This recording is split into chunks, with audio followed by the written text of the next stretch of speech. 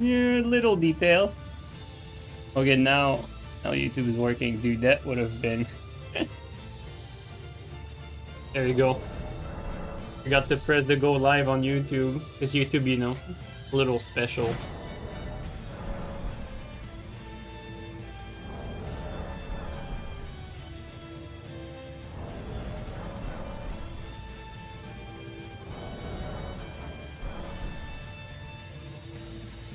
Yo, Clevy, thanks for the resub for 31. Let's get it. Thank you so much, man. Yeah, so for those on YouTube, unfortunately Twitch is enforcing the rule to not have like both chat on screen when you stream on Twitch, so I had to remove the YouTube one basically, unfortunately. But I'm still reading it though. Still reading it. It's just that it's not gonna show directly on screen.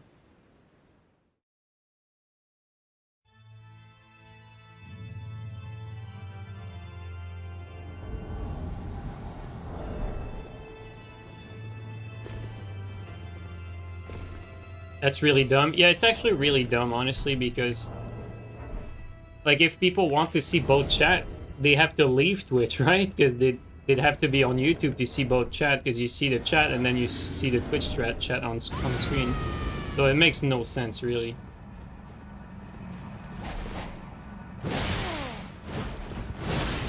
Okay, the damage is as advertised. What the fuck?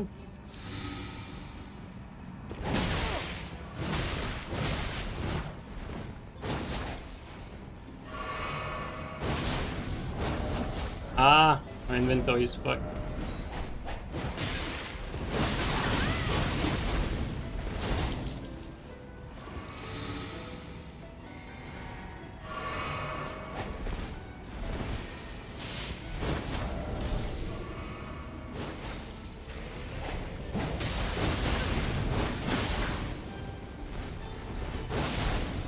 Man, we have to be careful. That bleed is lethal.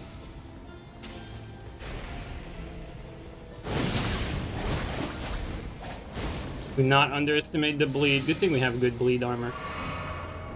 Let's put it down and put it up a notch.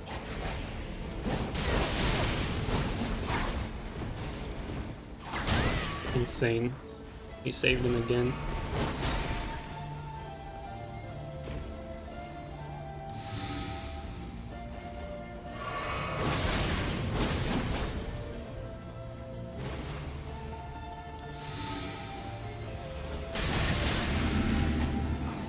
Bro, I was scared the way they were fucking me.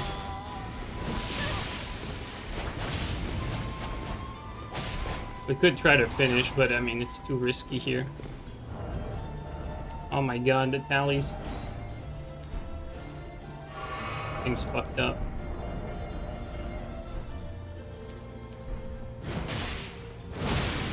There you go, okay, 3-shot.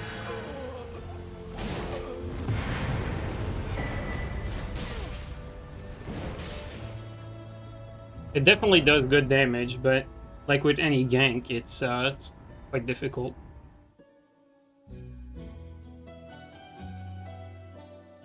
Hey Turtle discovered a real sleeper weapon.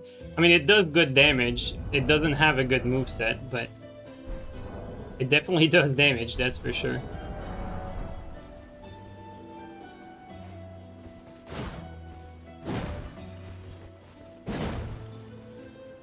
That's very interesting, that sword dance on a strike weapon. That's definitely something you don't usually see.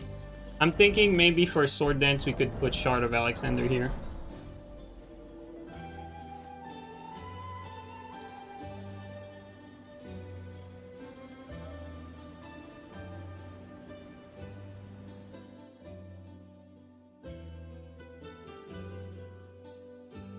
Could try Barb Roar on it.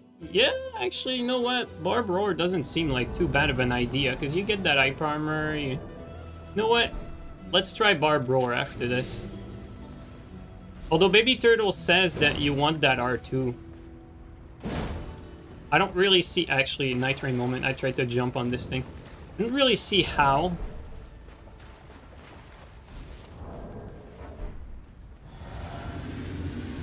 Oop, just heard something behind me.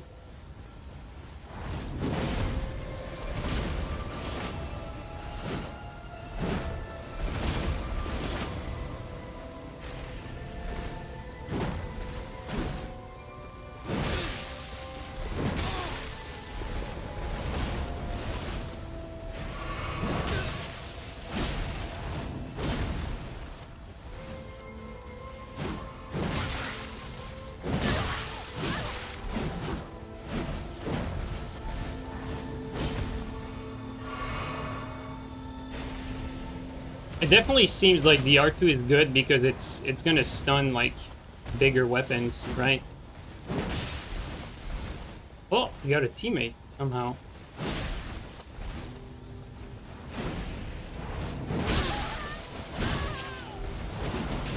I mean, teammate is there for show, but he might actually kill one because milady.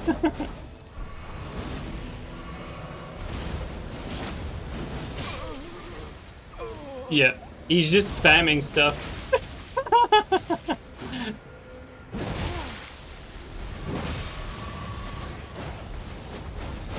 He's still spamming stuff. What a game, dude.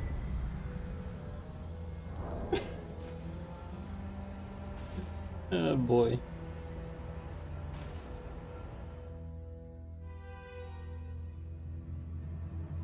Oh, GQ Beckman? Yo, Jester, is that you, bro?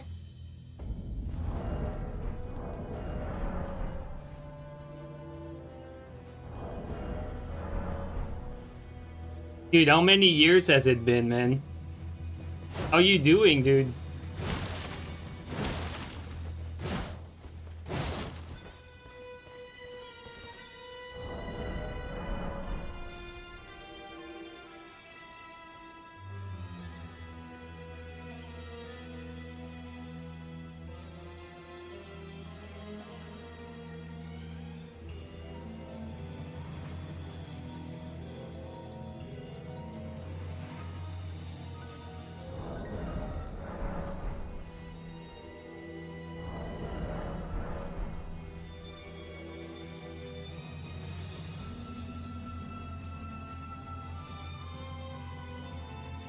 For 10 plus years? Dude, that's crazy, man. Holy shit, dude. Yeah, I've been great, honestly, man. It's been, I mean, it's been so long. Like, I'm sure things have changed for both you and I, but for people in chat, this was an old teammate of mine from the Rainbow Six days. We used to play together like all the fucking time.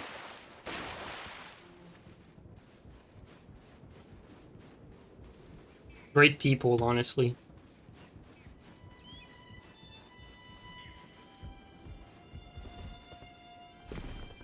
By the way, Jester, don't leak my name. They don't know my name. Just gonna say that because I know we used to be pretty damn close, so.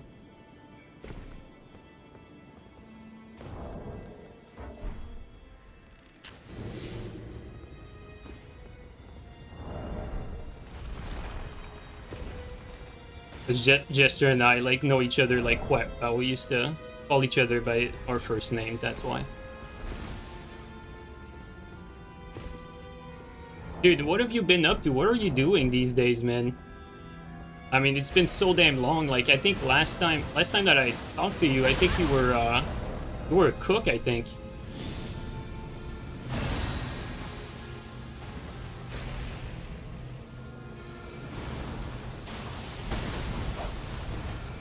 Gotta be careful about the spells. Oh. Good thing we ducked under it.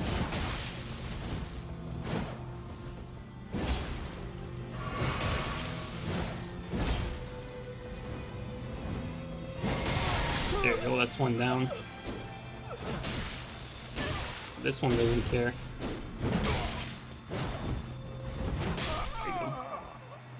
You got your own company now? Dude, let's fucking go, man.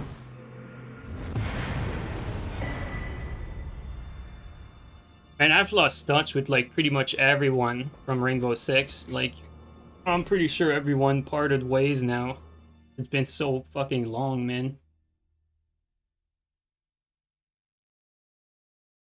You still game a lot? I mean, we're never gonna change, let's be real. We're gonna fucking game until we're fucking dead, really. Mark Ender, you remember him? I don't. Oh, Mag? Yeah, I remember Mag, of course. Dude, you still hang around with Mag? That's crazy, dude. Dude, that's like a lifetime friendship you guys had going. Honestly, that's crazy.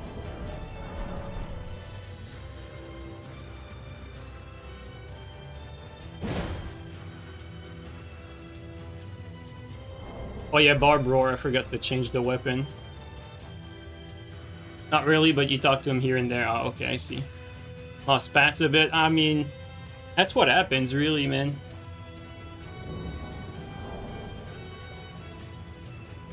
Like, after fucking 10... I don't even know how many years it's been. I'm sure it's been more than 10 years, but... Like, after that much time, like... Not only do people move, but people change as well, right?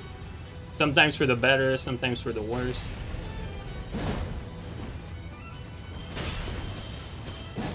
Ooh, this one's light rolling. It's gonna be hard to catch him. Not close.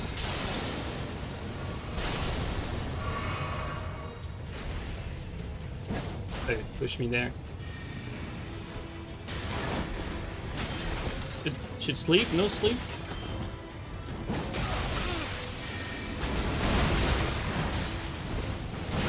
And hear the second part.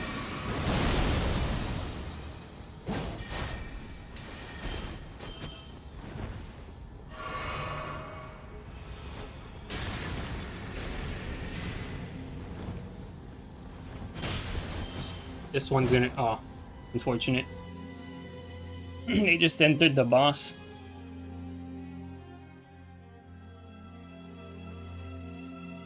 Jester, what are you playing these days? Like, for me, like, I'm mostly playing, you know, the Souls games, and I don't really play like any shooters really anymore. Like, I feel like after like Siege basically like killed the shooting era for me. Like, I was so disappointed with Siege that I never really came back to any shooting games.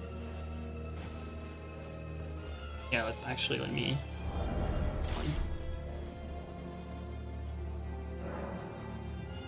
let's see here.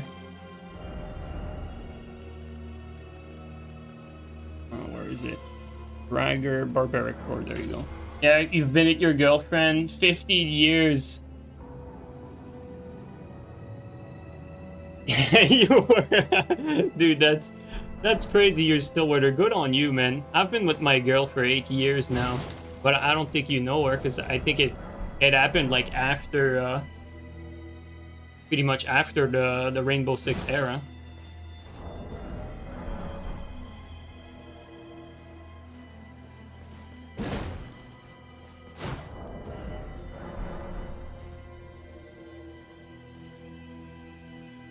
They'll play FPS, yeah.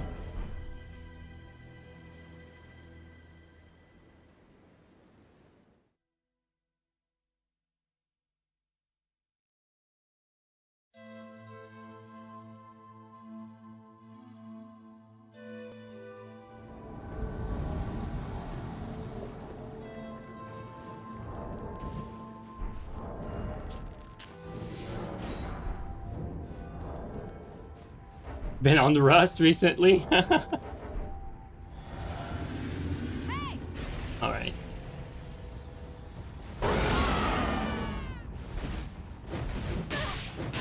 It's not that good damage-wise. Good backstab there, though.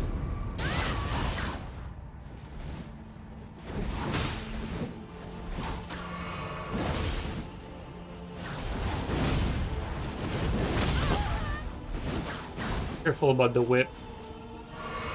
These can be pretty treacherous.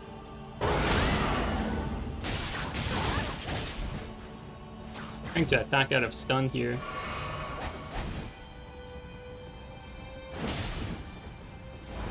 Can I tank that?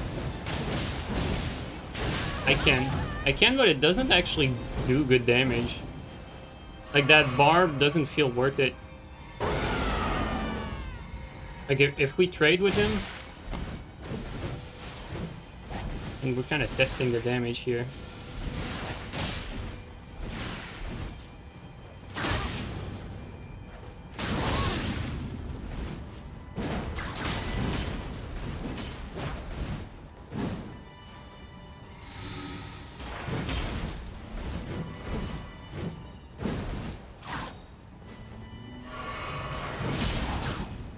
Let's try putting this on, maybe that will help. Able to tank the ultra? I think we can, right? Sure we can. Well, oh shit, dude. Not only can we tank it, but we can tank the Ash, dude. That's crazy.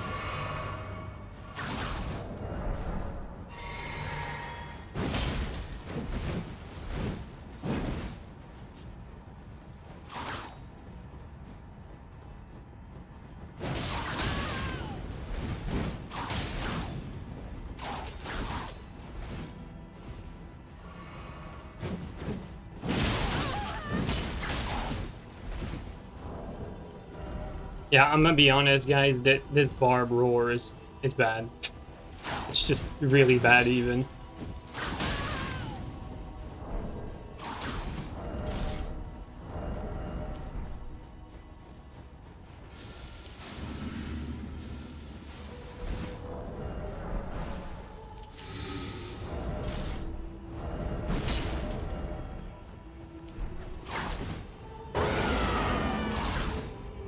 Next jump, we trade. There you go.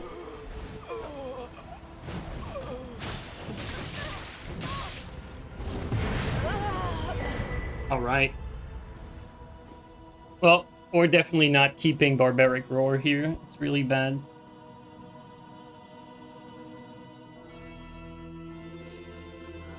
Yo, Jester, thanks for the sub, man. Thank you so much, dude.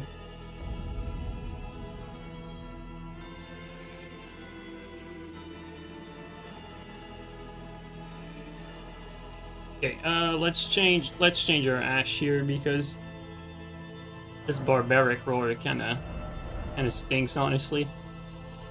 Okay, so far Sword Dance, I mean, no surprise there. Pretty decent. Actually, I'm wondering if Storm Stomp. I mean, I'm sure we could get an R2 combo here.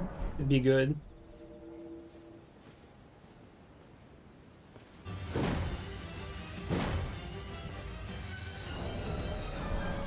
I mean, anything works with Storm Stomp, right?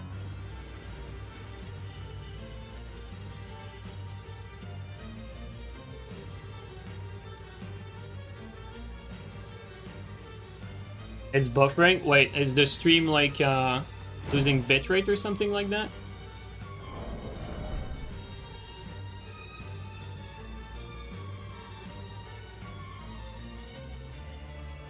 You're good? Alright, thanks, Teach. I think it's a Twitch thing? Okay. So what's up, Chirico? So, one sec.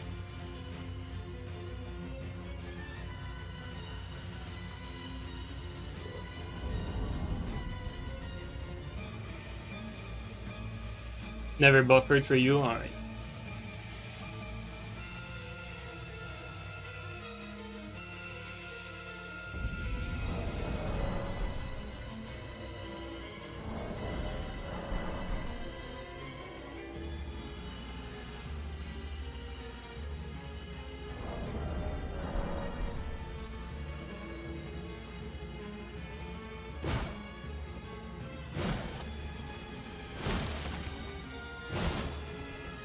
By the way, Jester, do you have Discord? I mean, you should add me on Discord. We should fucking talk after this if you want. I mean, if you're still there, whenever you're available.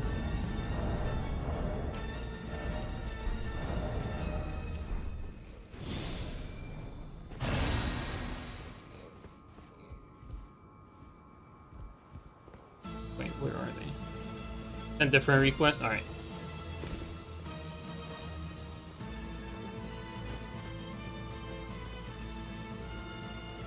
There they are, never mind.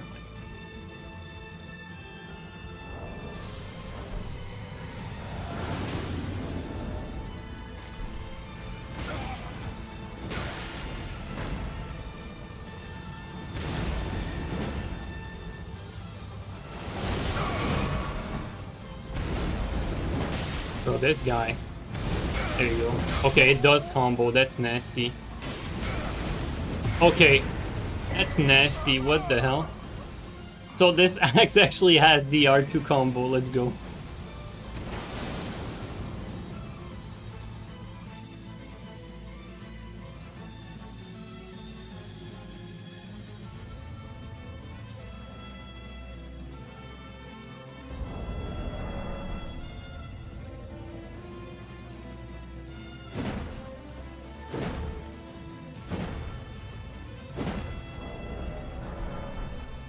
I think Stomp might be best because just that R2 kind of does similar damage to the Roar. Although, to be fair, I forgot we didn't really maximize the Barbaric Roar damage, to be fair.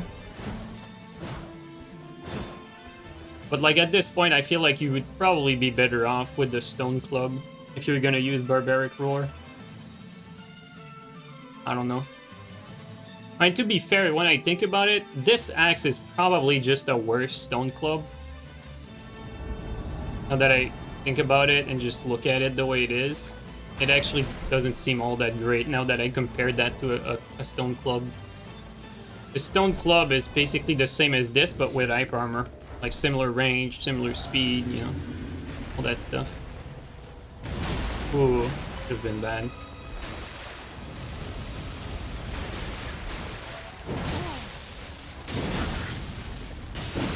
Good fight.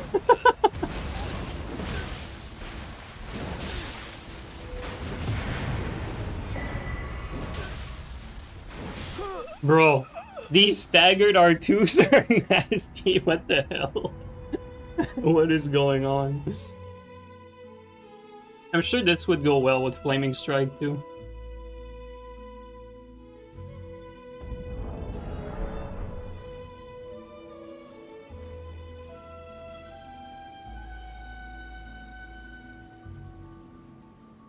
What's the AR comparison? So this does 676, whoops, 676, and Stone Club does... I'm sure Stone Club does more. Nope. 662. So this actually does a little more damage than Stone Club. What about the R2? Like, what's the difference with the R2s? Okay, that's a legit reason to use the axe. See that? Look at the R2 difference. That's a big difference. Because that's basically your bread and butter with that axe, is that you want to do that R2 for like 700 damage. And like, you know, staggering those R2s, you keep priority too. That's interesting. Yeah, Baby Turtle does run Shrek. But, I mean, Shrek is very, very strong, but the reason he runs Shrek is that he wants to keep that R2, basically, right? He likes that R2, and I can see why. Yo, Vale, how you doing, bro? Although, I don't know. The thing with Shrek is, like, this weapon doesn't have the most reach, doesn't have, like, the biggest roll catch potential. I feel like you need an Ash, like, either a Storm Stomp, a Sword Dance, or, like, a Flame Strike, something like that. To, like, complete the weapon a little bit more. You have Hyper Armor on the XR2? I don't actually know. I don't think so, but I don't know. Well, at least Storm Stomp gives us Hyper Armor. Stone Club, but honest and less brain dead, yeah. But yeah, what I like is that, you know, this R2 here is tier 2 stun.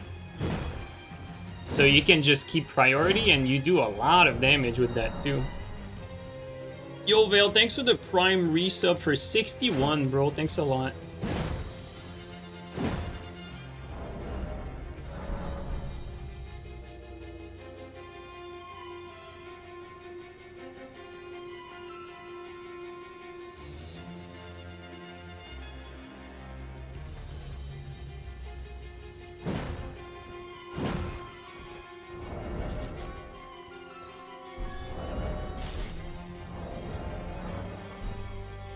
Their invasions are bugged here. We're gonna need to change area. Oh, here. Not. What do you mean by Shrek? Yeah, Shrek of Sorrow. There you go. We can invade from here? No, we can't. Okay, so that's a bad grace.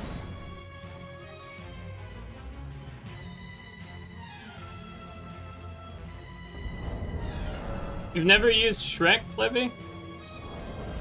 I know it's not that popular, but it's definitely, like, underrated. I think it's better in duels, because in duels, you know, against a quality opponent, your HP is gonna go down, their HP is gonna go down, and the more your HP goes down, the more damage you do. And also, you know, you can rebuff your weapon with Shrek mid-fight, because it's a fast buff. Like, there's no commitment like Bragger, even though Bragger is obviously better, but Bragger, you can't really pull it off in a duel. Unless you pre-buff it. Not sure here if the fire goes off. Okay. Just making sure it's at the correct position. It should be here. There they are, alright.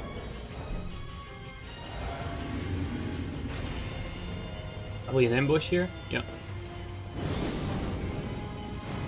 Ate my input there. I did a plot, but nothing came out at first.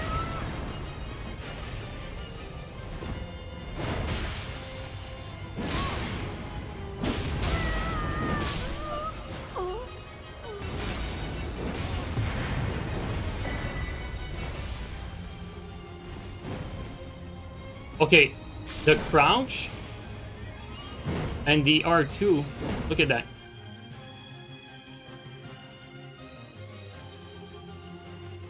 Check this out. This is the crouch, and this is the R2.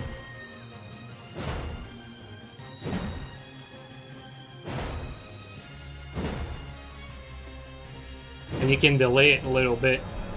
That's interesting, right? Feels like the R2 is almost the same speed as the crouch, right? I don't know about you guys, it feels very close, like maybe a frame of difference.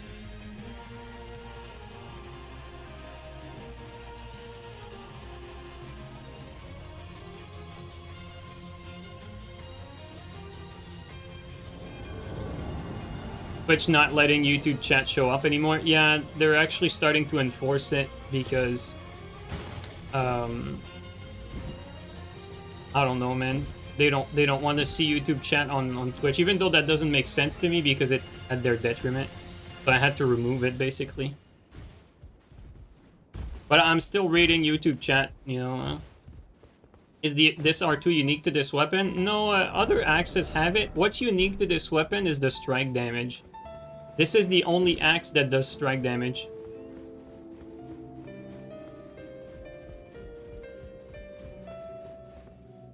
That's a big L by Twitch, honestly, to not allow, like, YouTube chat on screen. Because really, like, if people want to see both chat, they have to go on YouTube. Like, they have to leave Twitch if they want to see both chat, you know? Because the people on YouTube can see the Twitch chat on screen, and they can see the YouTube chat on the side. Whereas the people on Twitch can't see the YouTube chat. It's just, it doesn't make really a lot of sense, honestly. I feel like it's, you know, it's one of these rules that the wrong department makes decision, and they don't really, like, realize, like, what the actual outcome is for their platform. Either way, you know, we can't really do anything about it. When TikTok stream? Dude, I might do a Billy stream, Teach. It's gonna be just you and I, because I know that only the two of us that use that. Maybe X2 will join us. All your friends are on Twitch, you're all alone here. Yeah, it feels bad, man.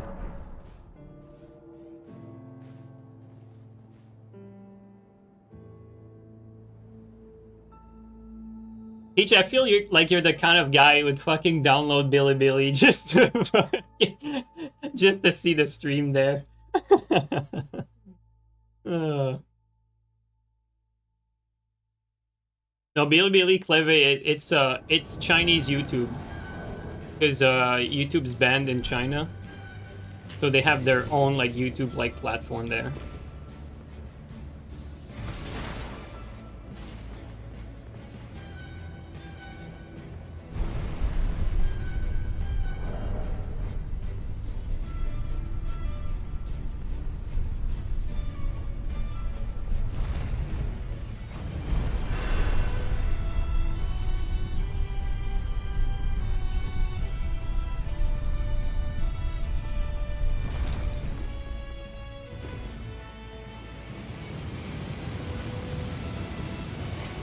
There they are.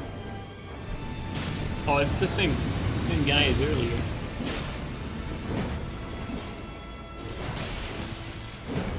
I mean, he's rolling.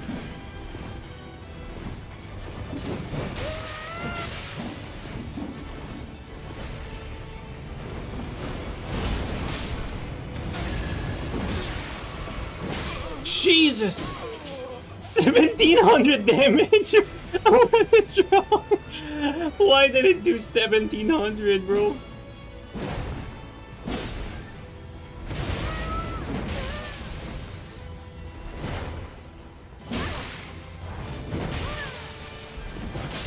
This is crazy damage. That fucking guy got 2 shot. Bro got the soy seal build? Yeah. It's still 3 shots though, that's the crazy part. Like this is basically like either CGS or like Greatsword R2 damage, right? Like this is like Greatsword R2 damage here. Maybe a little bit higher even. What's the AR again? AR is 676 versus like a Greatsword would be, wait, 667 and 683. This is actually the range of a Greatsword R2 damage. This is like exactly within that range, and because it does strike instead of like slash, pierce, or like anything like that, it tends to do like a little bit more damage like in practice because it's strike damage. The strike damage usually is like the, like if you look at our defense here, look at that. We have 36 physical, 33 strike, 36 slash, and 36 pierce. So you see that amongst the physical damage type, strike is usually the one that comes in the lowest. So by default, your damage number is like translating in a little bit more damage than usual just because of that. And the R2 has the same 13 frame? Wait, that R2 is 13 frames? No way.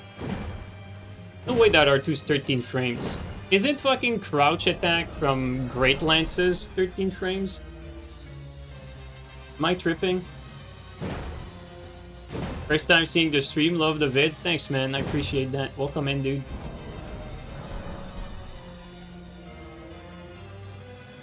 It's 13 from release, maybe? Yeah, it's probably 13 from release. And the startup is probably fast, so... I mean, it's probably like similar speed as like the Sight R1, maybe.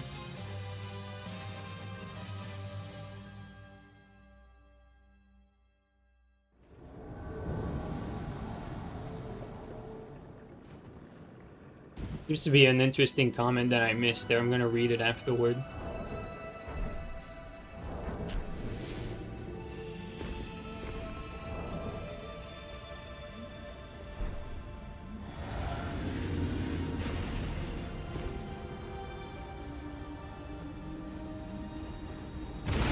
Oh, he has Ice Armor. Ooh, thought that was a Moon Veil for a second. Actually, let's do that.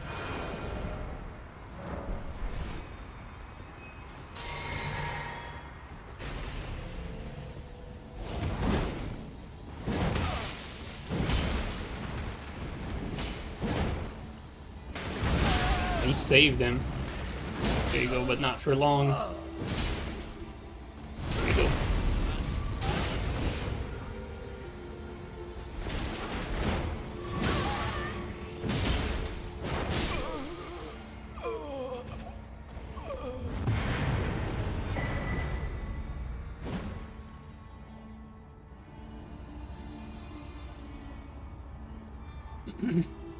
Okay, let me see what I missed there, though, really quickly. I think there was, like, a question. You heard a lot of time that Dark Souls 2 has the best PvP. The only scary thing about DS2 for you is the trash online. I don't know if that's a real problem. DS2's PvP is super good, but also spacing doesn't matter because it also has built-in latency and desync when you bump into people. Partly due to combat pace, it's slower, has more emphasis on positioning and tactic rather than reaction speed and stats. Bad players in DS2 are very easy to defeat since the game doesn't really give them many free wins and long spammable attacks. Honestly though, I think Dark Souls 3 is really the same in that regard. Like there's a very, very noticeable skill gap in Dark Souls 3, like a consistent skill gap. Like, you know, like speaking from experience, like in Dark Souls 3, we would do streams where we would fight like every single player out there and never lose a single fight, like duel-wise, right? Like we would do streams like that quite often even. We would do like a lot of deathless streams, both duels and invasions. And it's simply because skills mattered a lot. Like spacing and timing were #1. And so the fundamentals were key in Dark Souls 3. I can't really say the same with Elden Ring, even though Elden Ring improves upon other aspects, and it makes like more weapons like viable. Like for instance, this axe here, this thing would be completely useless if it ever was like in Dark Souls 3, because you wouldn't have access to like a lot of good attacks. In Elden Ring, like you have way more weapons that are viable, but like Elden Ring has way more of an RNG factor, whether it's the physic that you can skip. It's like you can win fight in Elden Ring where you out-damage your opponent by a long shot, yet you still lose because, you know, you broke their physic, their tier healed them, and then they skip your physic. Or like, you know, they get into blue and red tier range and then the fight completely flips over. Like there's so much more RNG in Elden Ring as opposed to like other Souls. But when it comes to Dark Souls 2 and 3, like they're both much more consistent in that department, and so usually in those two games, like the better player will win like way more consistently. The better player often wins as well in Elden Ring, but there's more of a luck factor that can play a part in an outcome in Elden Ring, like because of that RNG, like a tier skip, like you know, like blocking and input drops, you know, like that sort of stuff is something that's unique to Elden Ring that fucks up the outcome of fights very often as well. You know, that sort of stuff. Okay. Yeah, I'm actually liking this axe.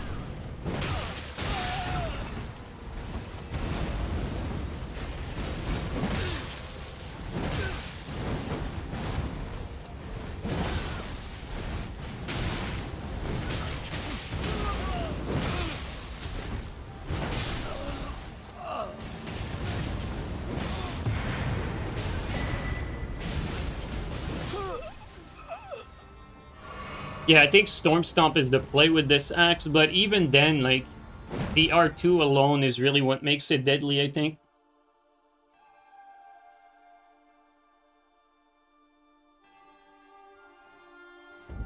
Just realized why Lovesky and you are getting some sort of hatred after many hours of thinking. I realize being great at something and envy is two sides of the same coin. Dude. Yeah, definitely.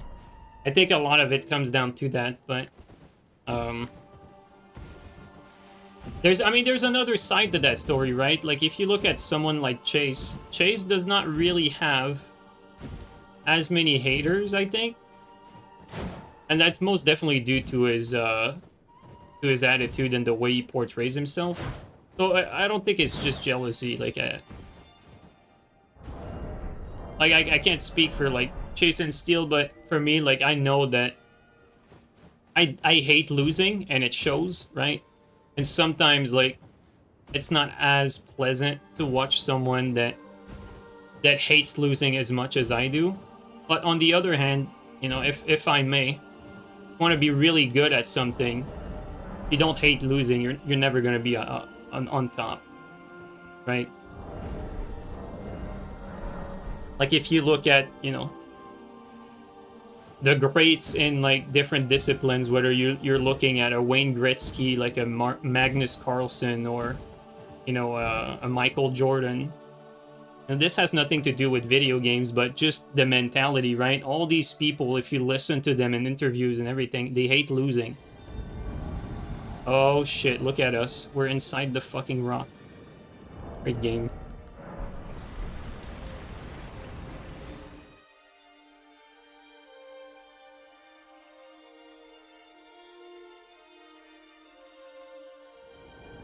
Bro, great second spawn, man. What the fuck? Inside the rock again, ×2. But yeah, like the whole, you know, a lot of Redditors and, you know, more casuals, they like to say that I'm toxic, right? I actually heavily disagree. Like, I think I'm very, like, level-headed. Like, you know, people like to throw the word rage a lot all the time, but I never really rage. I get annoyed by things because the game is so far from perfect. And I voice everything that I'm thinking. I'll trash talk, but I don't think I'm toxic. Like, I'm as normal, really, as they come when it comes to, like, human beings. Like, as imperfect and as human as they come, but far from, you know, being the evil person that all these idiots would like to portray, really.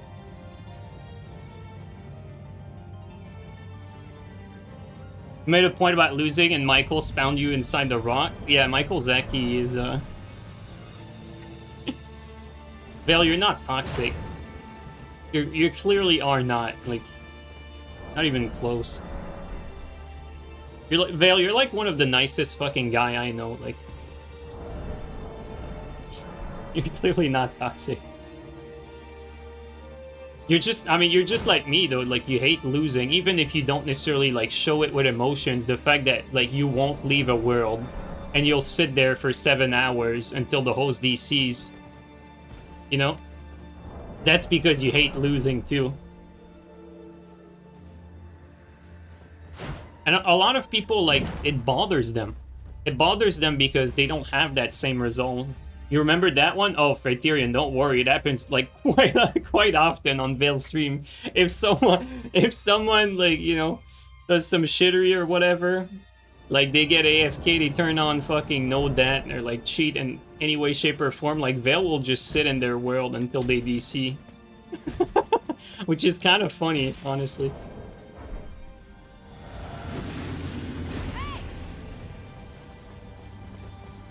Oh my god, I wanted to make him panic roll, and then the moment he did, it was too late. Okay,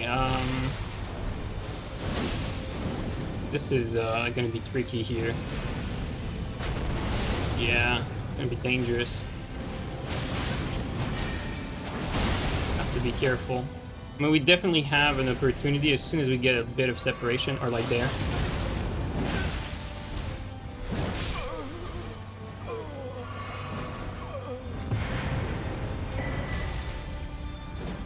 That would have reached. Dude, that R2 does so much damage. It's actually insane.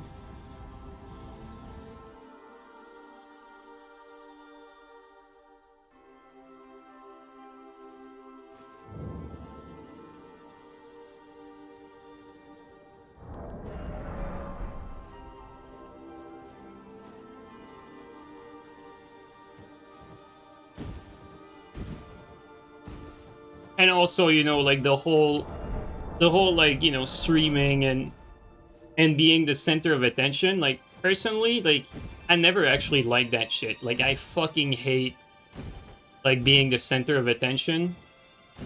But I realized, like, you know, playing various games, like, competitively, like, there's really not that many games that would pay a good player well. Like, you know, the whole, like, esport dream was originally, like, what I was going for, but after Rainbow Six, I never really found a game that I was like, you know, I'm passionate about this and I want to do this, other than Dark Souls 3. And obviously, you know, I quickly realized that the best way to, like earn decent money playing video game, it's not to be a pro player. It's to be streaming and entertaining. So that's basically like the price to pay. And to be quite honest, like, you know, I've worked a number of shitty jobs throughout my life. Like, I would take playing video games like over any of these jobs like fucking easily. Easily. Not even close. Not even close. Granted, you know, right now I'm streaming and everything. It's not it's not my only job, but it's a big part of my revenue. Like I do part-time 2 jobs basically.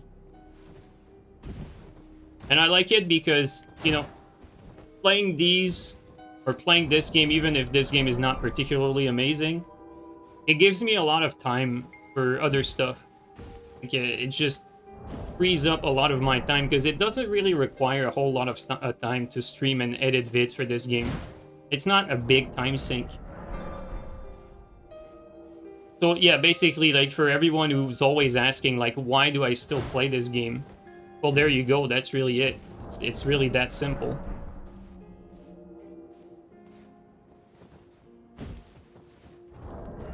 And also, let's not forget that at the beginning, you know, I fell in love with Dark Souls 3, and that's what really kickstarted this whole journey. And who knows, like, maybe, like, FromSoft will come out with Dark Souls 4, and I'll get back to it, like, 100% again after that. Who knows?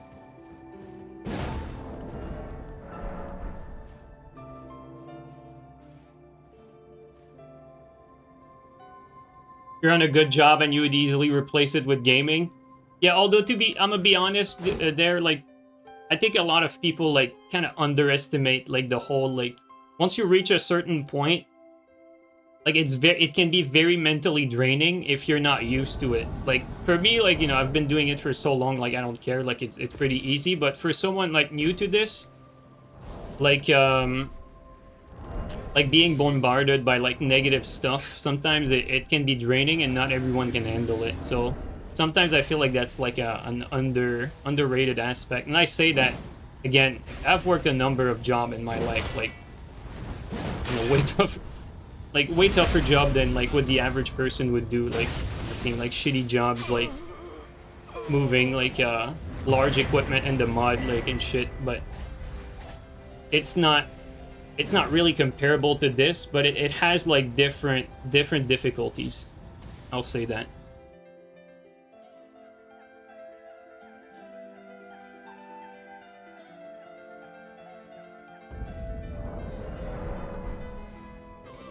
We'll never get another Rainbow Six as long as Siege remains a cancer upon the series. Man, I'm gonna be honest with you, like, fucking Tom Clancy must be rolling in his grave when he saw the fucking zombie mode and all these fucking toy-like gadgets that Siege had. That was my biggest disappointment, I think, in my lifetime gaming, was probably Siege. Because Rainbow Six Patriot was the game that Siege was supposed to be originally, and it was cancelled. Alright, Lord Carlos and Soul Reaper.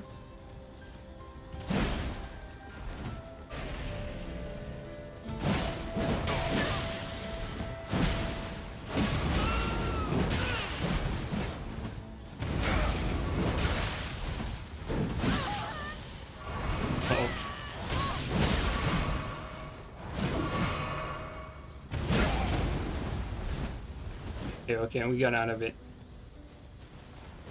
Oh my god, the barrels blocked us. Gotta be careful. We are out of physic. Let's jump here. There we go. No harm's done.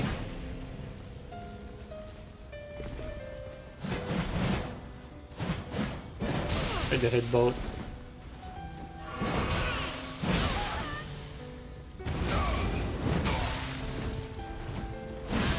And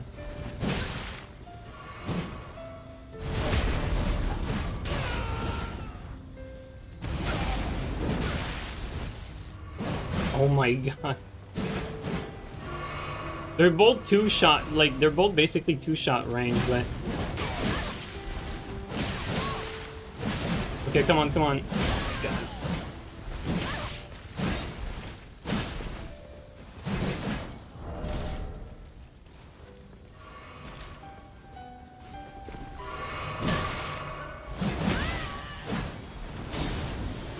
Okay, that's bad. Whoa, the third player definitely is not welcome. Okay.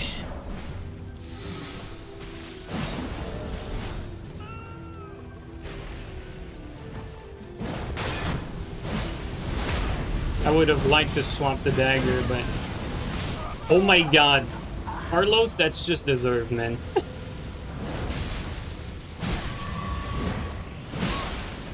Careful, fire.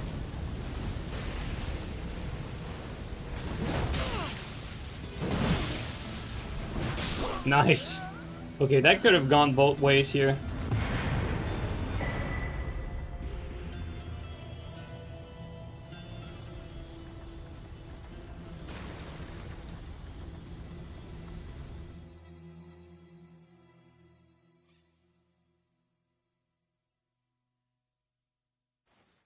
So cool that you're finding more viable PvP build this far into the game release. I'm gonna be honest, I think if it wasn't for Baby Turtle, like, no one probably would have ever really discovered that axe. It surprisingly has a use case. You know, you can make use out of it purely because of that insane damage in R2. Alright, I'm out. Have a good stream. Hit me up on Discord. We can catch up. Yeah, absolutely, dude. I'll definitely hit you up. Dude, take care, man. I'll catch you soon. Thanks for coming by.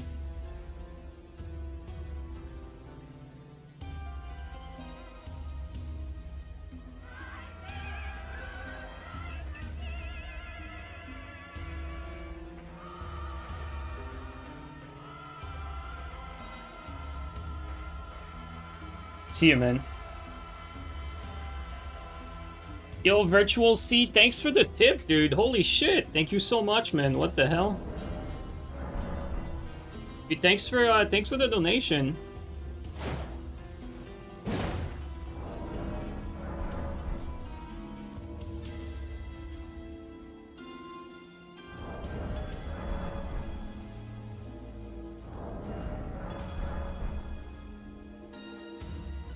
What's the name of that weapon? Yeah, it's the Jawbone axe. And again, for those of you who just came in, you know, you don't really know a lot about this weapon, why we're using it. Well, first of all, the reason why we're using it is to see, like, what's up with it. Like, how good is it? Is it usable? What kind of perk does it have?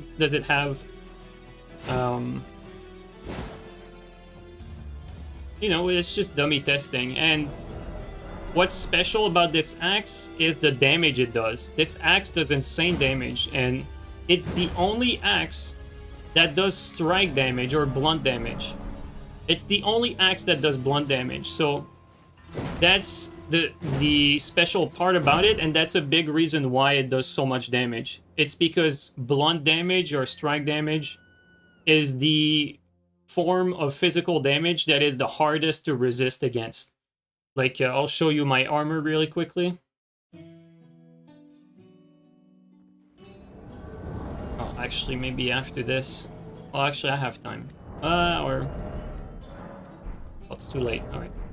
So, like, if you look at my armor, see, I have 36 physical, 36 slash, 36 pierce, but I have 33 strike.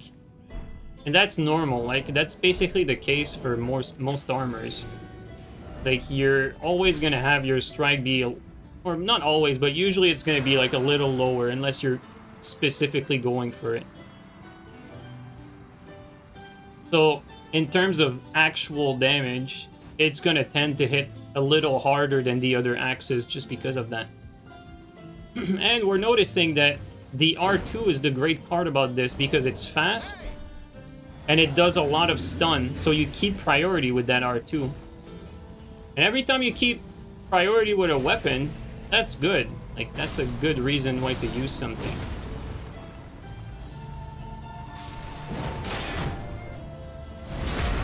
Oh, this guy has some lat. Oh, that's some damage.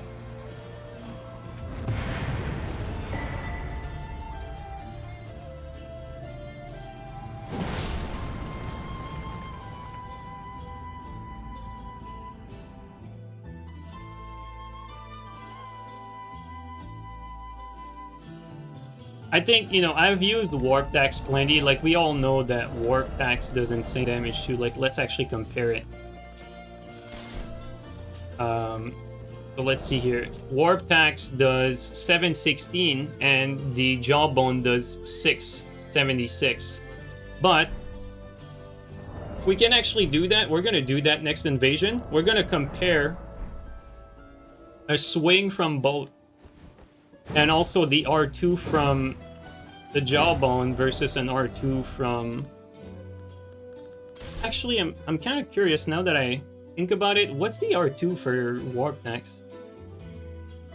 We're going to compare both R2s as well, if we can.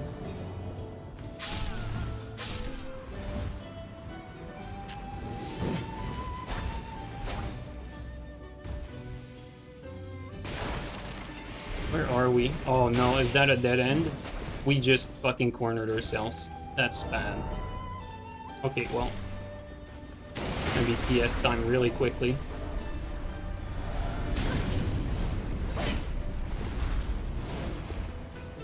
Oh, he just opened the door for me. Alright.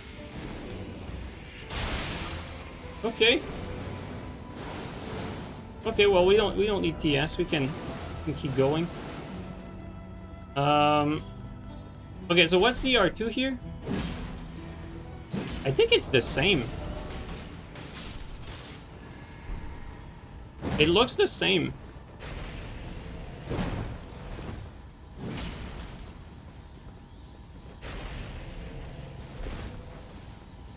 Gotta be careful because the other guy is like to the side.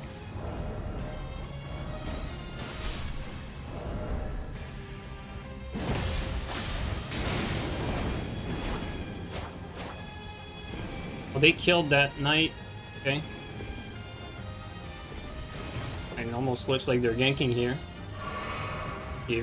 Is there a knight up top here? Okay, they're just ganking here. You know. We're not gonna play too fancy, like, in some dedicated shit gankers.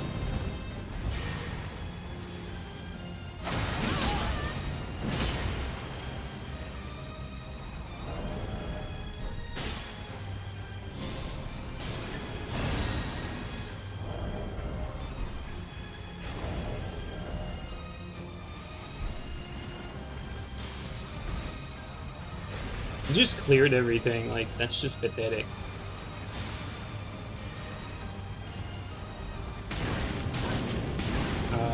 Just eating inputs the game.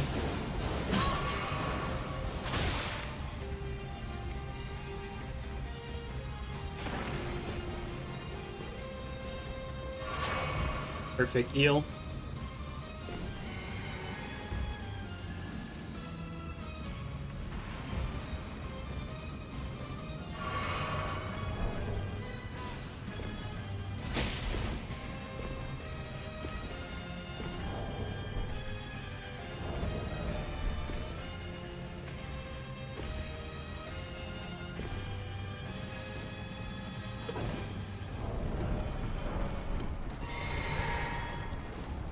Yo, Firekeeper, thanks for the 10 gifted, man. Thank you so much. Holy shit, dude. Thank you so much. Alright, we have some PvE here. Really appreciate that.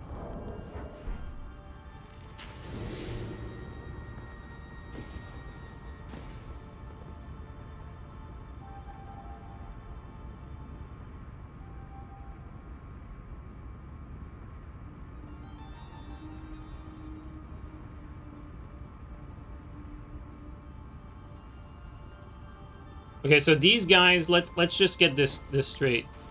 These guys are just ganking there. They have everything killed with 3 people. That's just all they're doing. Ganking people 3v1 in an empty area.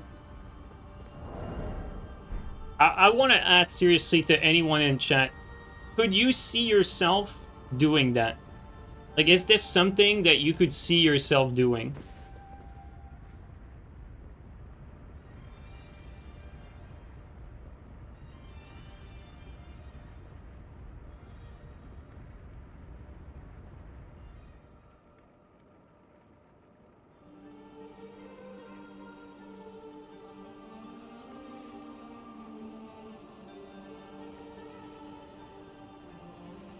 Making 3v1 seems so pointless. Yeah.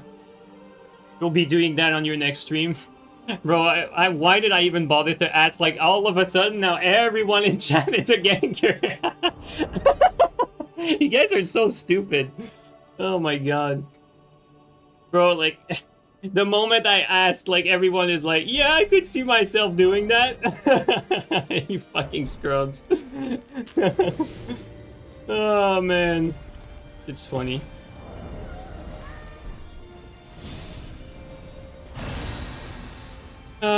You guys are funny, though.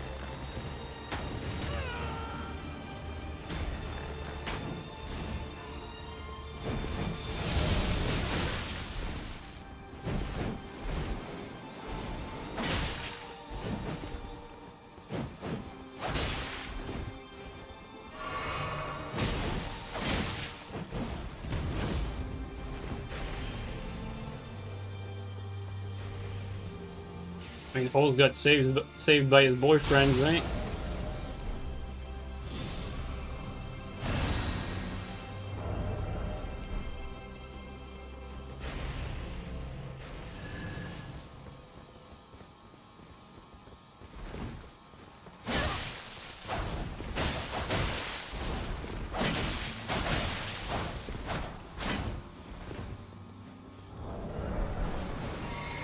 Careful there.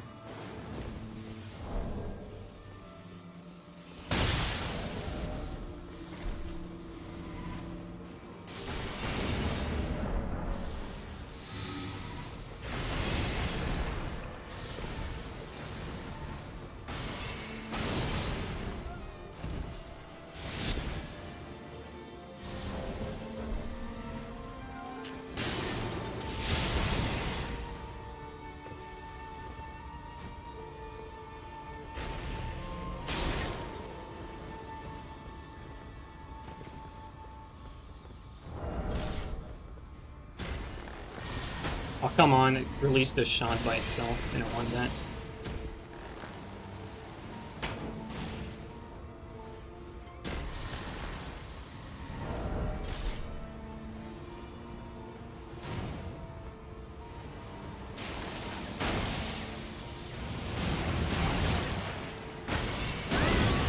Trade that.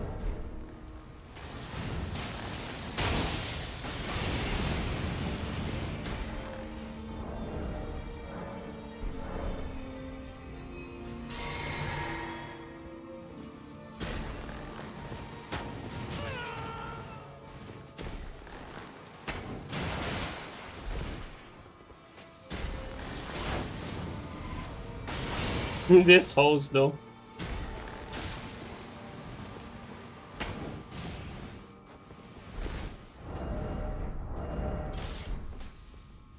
Whoops. Two-handed the wrong weapon.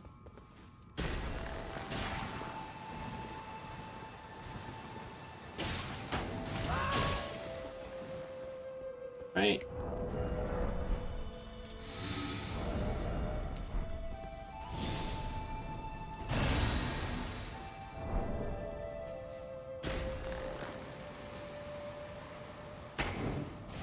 I was actually wondering.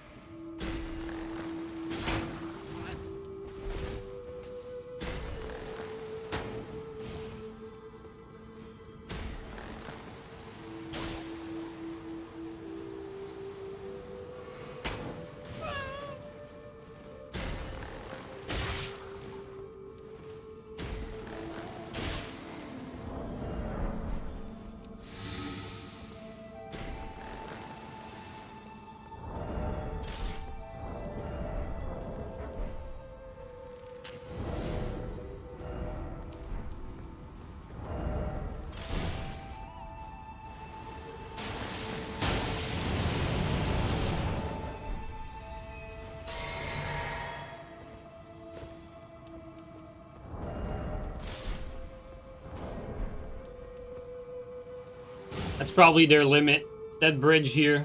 They don't want to come any closer. You know? That's where it stops, guys.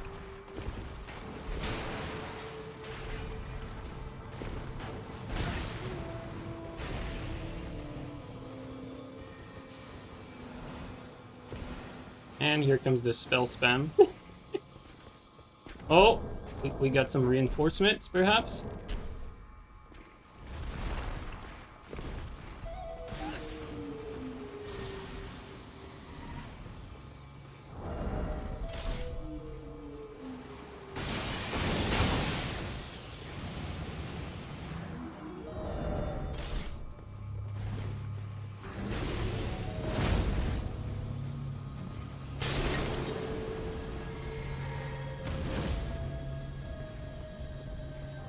Dude, this is some pussy behavior at its finest. Crazy stuff. These people are for real, like they exist. They're over there ganking, but you know, everything needs to go their way.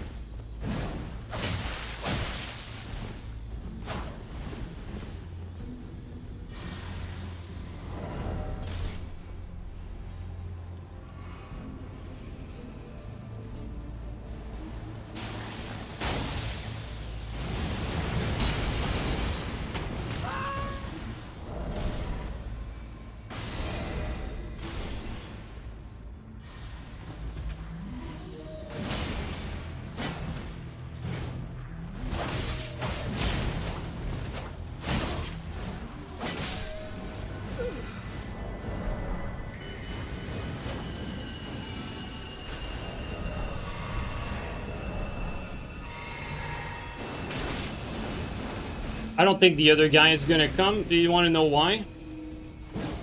Because the other guy is such a pussy that he's afraid that he might actually die, and he doesn't care about his host dying. Because he knows he's gonna lose. That's why he's not coming. You see that guy right there? That guy has such a strong delusional ego that deep down he knows that if he comes down, he's gonna get shit on. So instead of helping his teammate, he'd rather just sit up and just let his teammate die so that he doesn't have to lose. Isn't that crazy? These people are downright pathetic. Insane, dude. That's actually insane.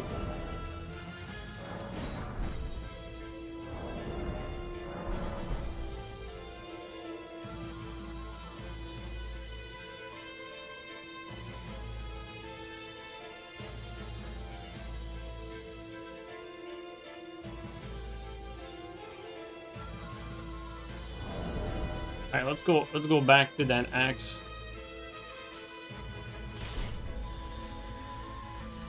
Will you ever do an in-depth PvP weapons ranking like you did with Gabri for Dark Souls 3? You know, like with Dark Souls 3, I waited a long time to do that, right? And when we did it, it was the best tier list and the most accurate tier list. And the reason why it was is that it was made by top players. And quite frankly, I'm pretty much the best at Dark Souls 3. Whether it's invasions or duels. Like, you could put other players in there in the conversation, but basically, I'm at the apex of Dark Souls 3. So I was in a very good place to make a tier list like that. And both Gabri and I were very good with pretty much all the weapons that no one were using either. So we knew where everything fit in, to the point where this tier list could be looked at by other good players. They would be disagreeing with it, and eventually once they got, you know, better with X or Y weapon, they'd find themselves agreeing, right? We're not there with Elden Ring, right? Like with Elden Ring, I don't really care too much about it. I'm not really involved with it. And I would not be able to give you the same reliability and precision of knowledge that I did with Dark Souls 3. Like, for instance, we just discovered this axe today. Like, you know, we played a little bit with it. I don't even know where I would rank this. And keep in mind, we did that tier list in Dark Souls 3 like 5 years in, 6 years in, 5 years in, probably. Like, you know, it was very late into the game's life cycle. So we had plenty of time to make sure we had everything right.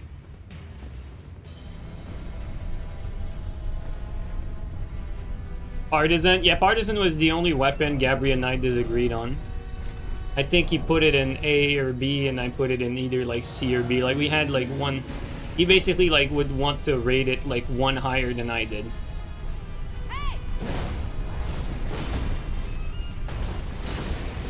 And Gabri was was big into the Partisan. And I felt like I could beat it consistently because I knew you could trade with the Ash, basically, and come out on top.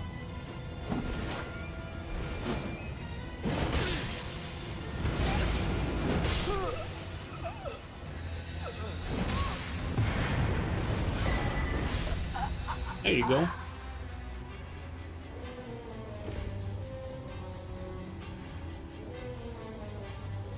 Oh, I forgot. We need to test the damage with Warp Tax and this. Dude, I just realized. Oh my god, guys. I think, like, just by, you know, thinking and talking to myself here, I just realized something amazing.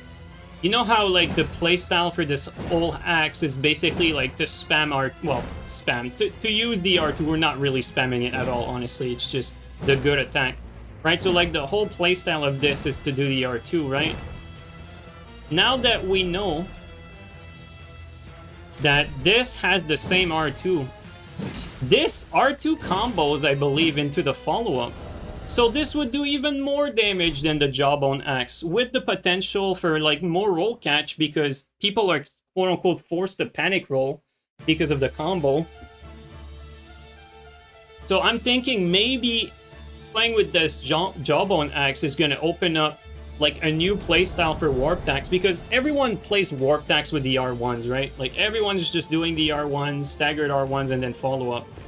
But now that I've started playing with these R2s, I feel like these R2s just play better, because it stuns for longer, you keep priority, and on top of that, you do insane damage.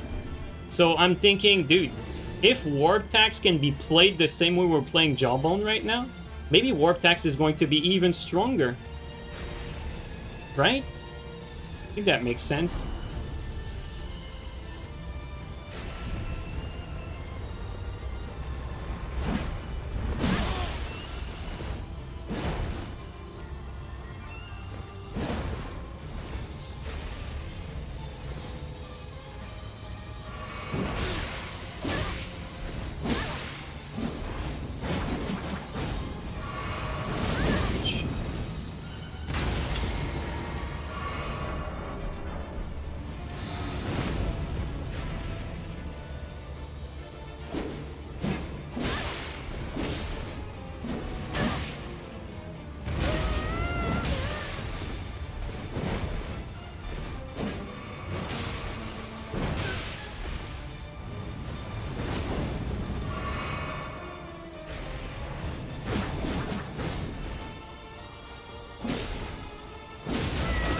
Oh, come on, game.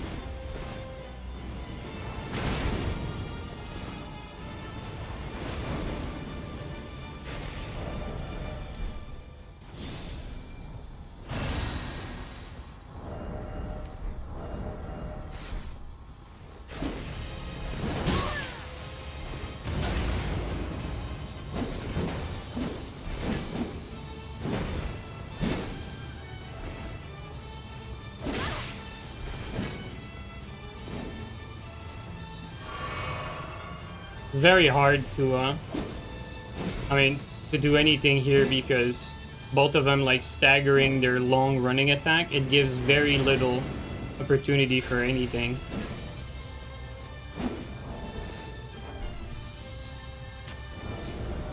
Like, there's basically no opening, is what I'm saying.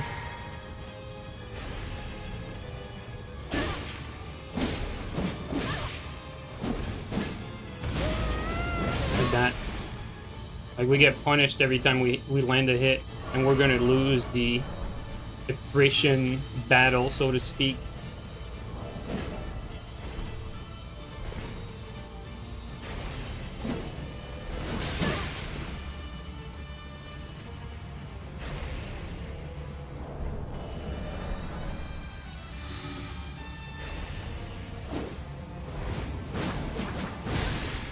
to jump it like at an angle.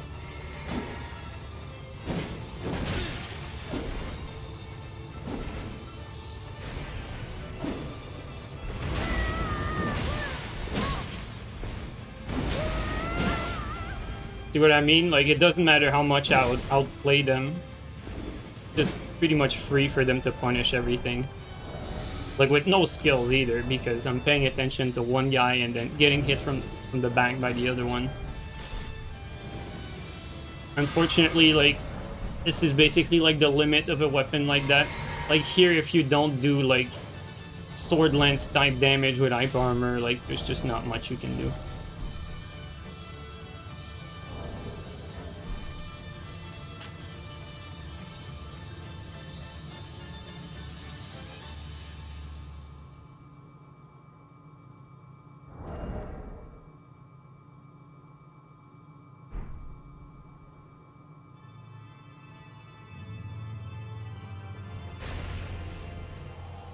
What the fuck was that attack? It combo, dude, too.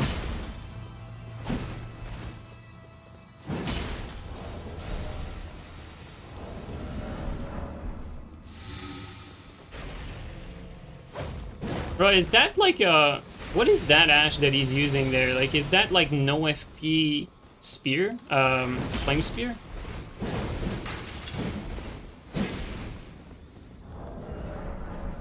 Like fully charged, no FP flame spear, is that it?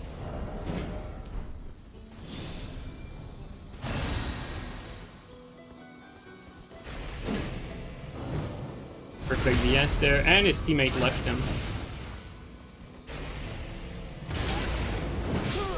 There you go, that's all I needed.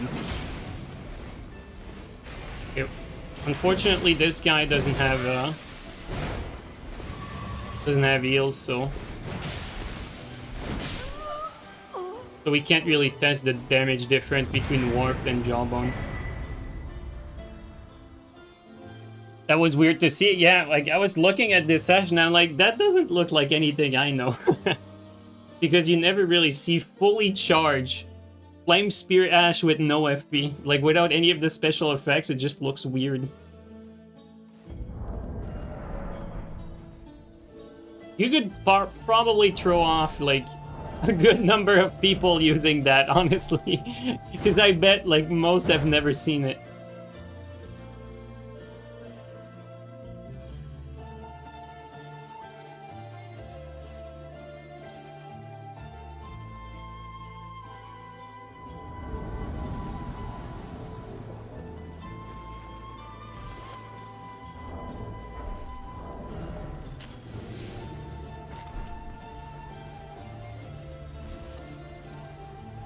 Is he AFK?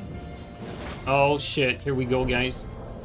The warriors of untold legends. Oh boy.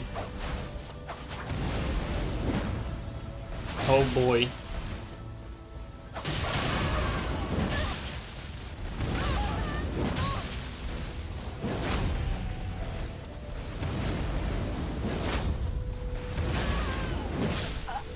I mean, a battle of great minds, right?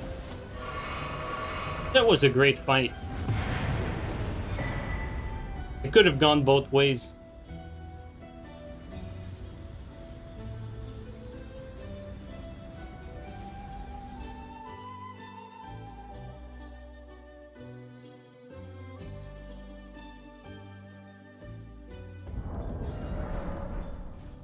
I'm gonna be honest though, I was a little disappointed. I wish this guy was AFK so we could have tested the damage, but...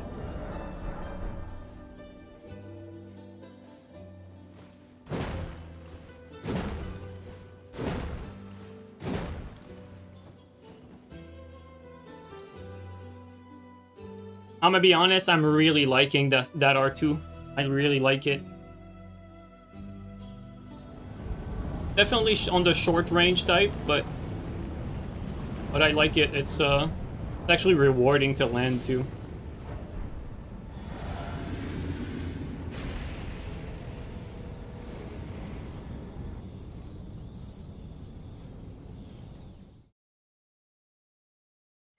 Storm Stomp R2 into Storm Stomp R2. Yeah.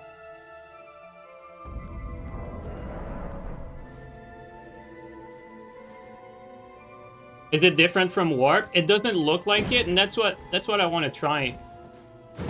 Because I think it's the same R2 for Warp Tax. Actually, let's... Warp Tax has slightly more AR, but because it doesn't do blunt type damage, it's, what were we using for the... Oh yeah, Storm Stomp. Storm Stomp was actually working out quite well here. Because, like, what I think happens is that with Warp Tax, I think that R2 combos into the follow-up. So that opens up the ability to basically, like, stagger R2s for, like, easier roll catches. Warp Tax might still be better. But even though the AR is higher with Warp Tax, in practice, I'm thinking that Jawbone might do a little bit more. We'll see. Maybe we can test it with this guy. Doesn't have enough HP, so we'll heal him.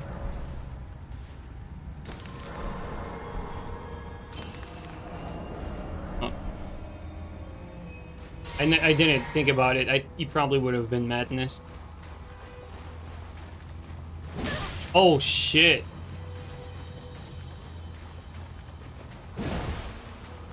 Oh, shit.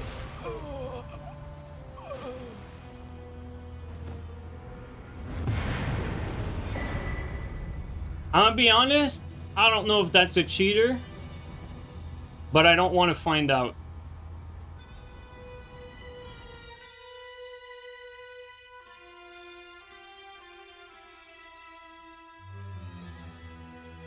That is a cheater? Yeah, I think you're probably right. This did not look normal. That's no cheater? You saying that was actually lag and desync? It's possible, but to me, like, that flirts with the idea. Either way, you know, definitely keeping that on the block list.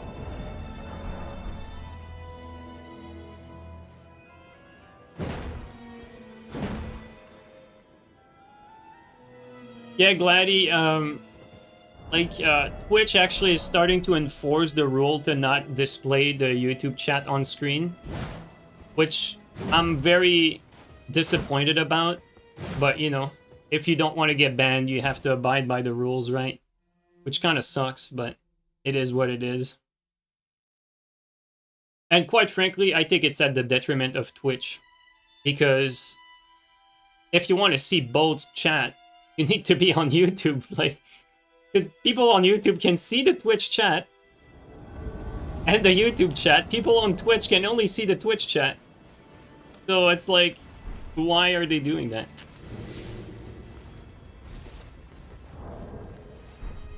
Doesn't make sense to me, but I don't make the rules. Mr. Whip.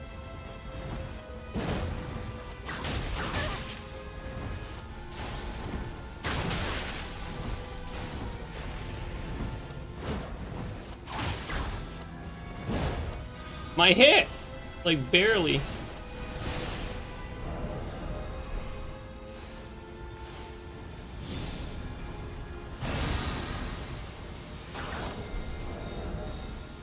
This is just annoying.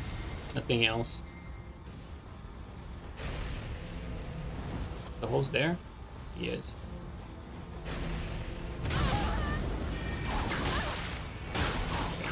Gotta focus on dodging this spell.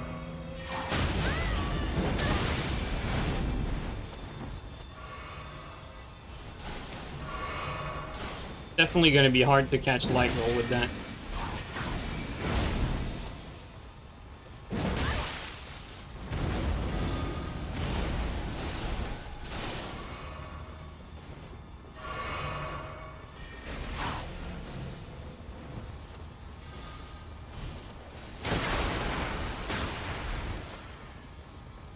Come on, just fucking stutter step.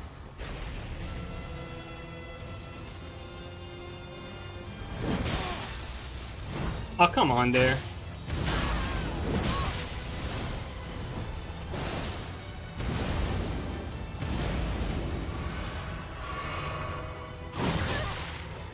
Yeah. Honestly, guys, I don't think I have the patience for dealing with that stupid, like, light roll that just makes some weapons in the game completely useless. Oh, we have some desync going on. I don't have the patience for that, guys.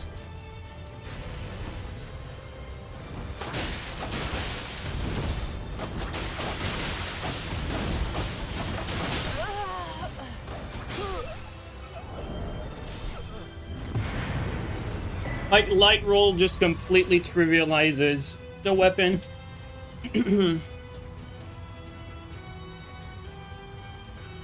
Like, there's no way for us to catch him, basically.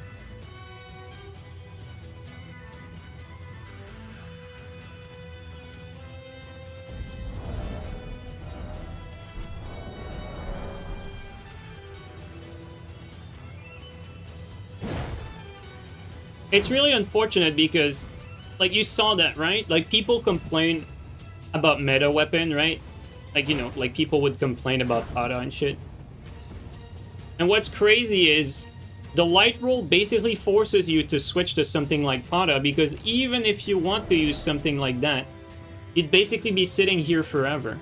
And quite frankly, it's not a Jawbone axe problem. It's a light roll problem, because light roll does trivialize plenty of weapons. Unfortunately.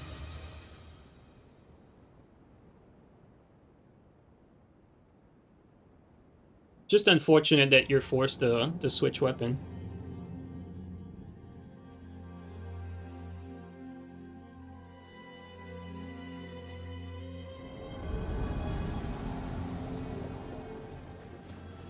Okay, I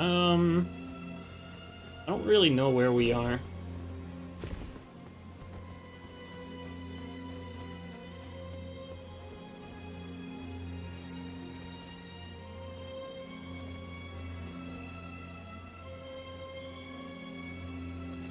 Who's that host?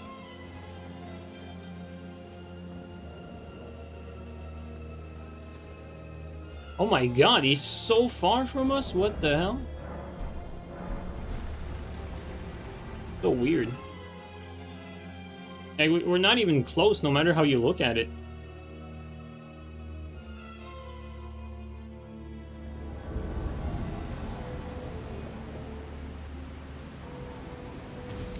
I mean, guess we're a little bit closer.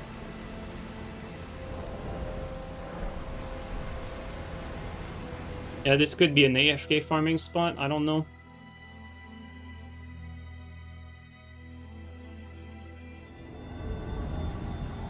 I don't think we can respawn here.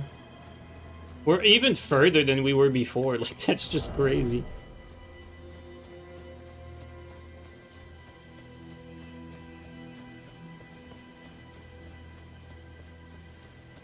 Look at this shit. Like, bro, the guy is so far. He is so far. I don't get it. Like, how does the game think it's a good idea to spawn us all the way back there?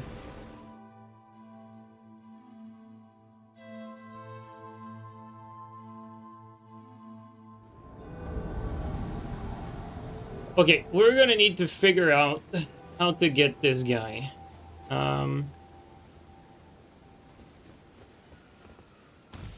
See, like, I'm thinking...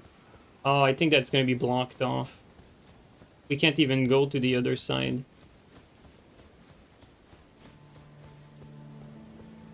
Because I think the bridge is gonna be blocked, right? Where are we? I can't even pull up my map. What the fuck?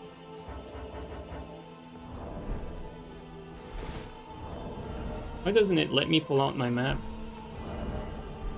Okay.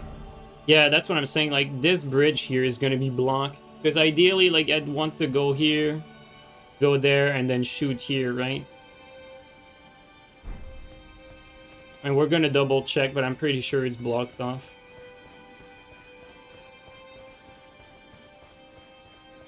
Actually, it's pointless to even check, because I know for a fact that it's the case.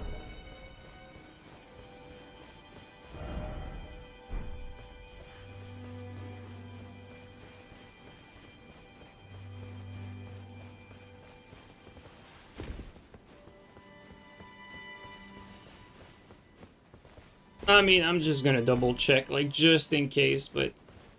I mean, I'm pretty sure that it's blocked off.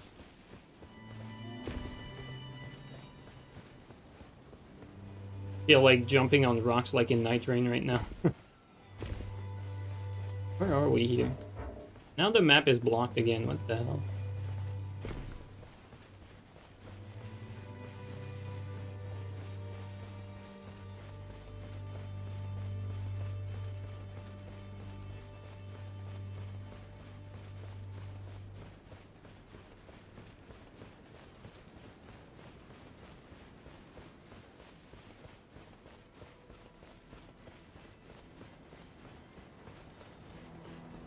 Alright guys, here comes the fog wall.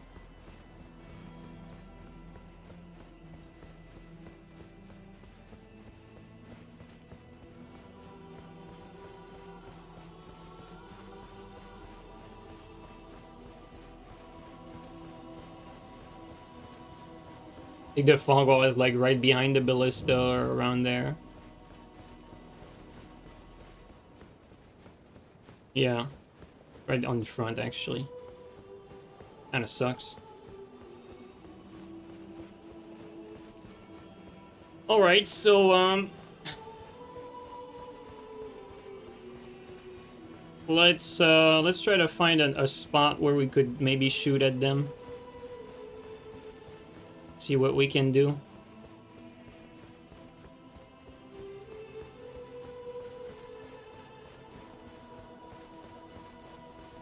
I'll try to find a decent spot that has an angle. Although the problem with the spot where the game spawned us is we might have an angle, but it's so far that I don't even know if the bullets reach. And if they reach, like, you'll have to use the talisman for extra range, and you lose some of that curve. Oh, here's the blue. Maybe we can use these blues to test the difference between Jawbone and Warp, right? Maybe we can do that. No, no, no, don't kill the blue. No! No, the monkeys! Asshole! Fuck. No, the monkeys! They're killing the blue! No. It was the perfect test dummy. Oh, man.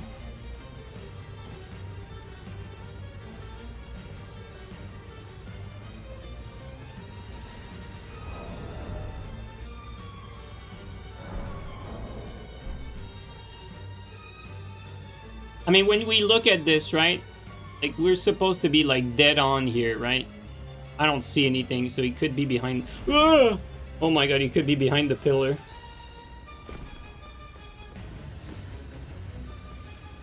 Again.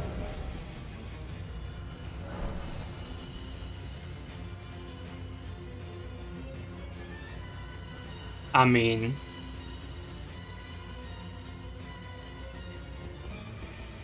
Okay, another blue spawned in, alright.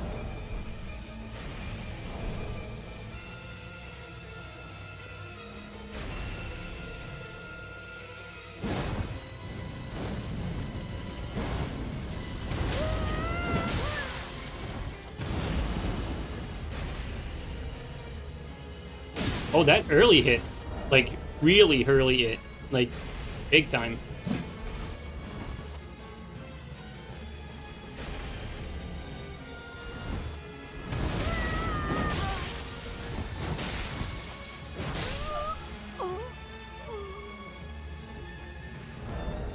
Okay, let's try to go around the beach.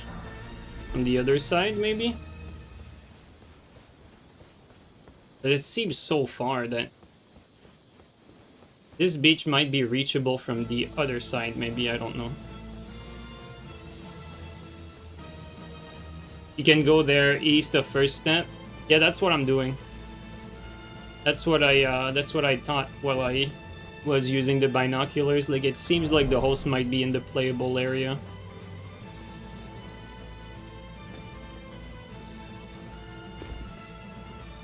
Oh, he has the tongue on. He's definitely AFK for me. Definitely AFK farming.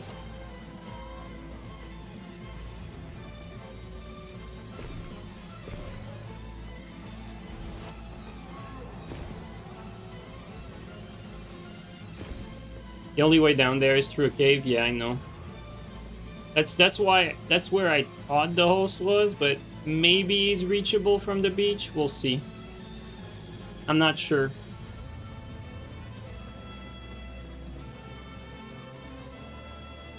We don't even know at which height the host is at either. We don't know like where he is.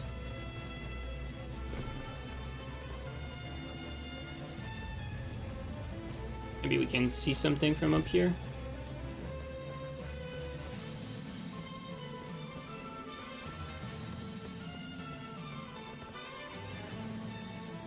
I think we found him. I think that's this thing, right? Or am I tripping? No, it's not. Okay.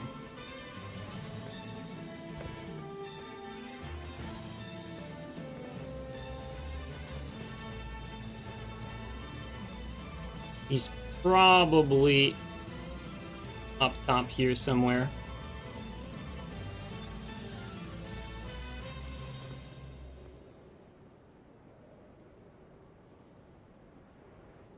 I think I know where he is. I think we can probably shoot at him from the beach. Let's try that. Yeah, I think he's on the pillar. Yeah.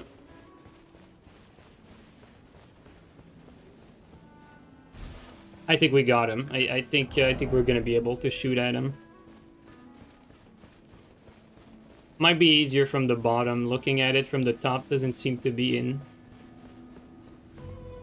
view, so we'll look around, see if we can have a visual on him.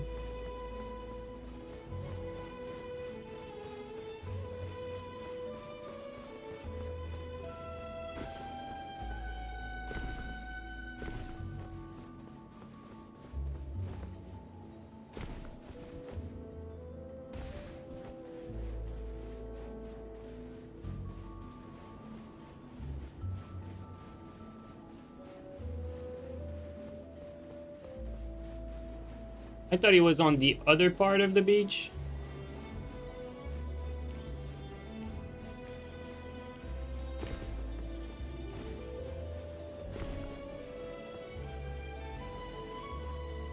Do you enjoy your first PvE playthrough of Souls games like immersive way? Or are you viewing them as a multiplayer game? Well, if I take Elden Ring, we did our first playthrough of Elden Ring invading as we went through the game. Organically, basically. Like, you know, how the game intends it. Is intended to be played, and I had a lot of fun doing that. I think playing that way also hid a lot of the flaws that Elden Ring had, because at launch, Elden Ring basically was like, oh my god, he's just there. Bro, you have to be kidding me. He was just there, like, just sitting there the whole time. What the fuck was that? What was that? Bro, that's the worst AFK farming spot I've ever seen. Like, what the fuck is this?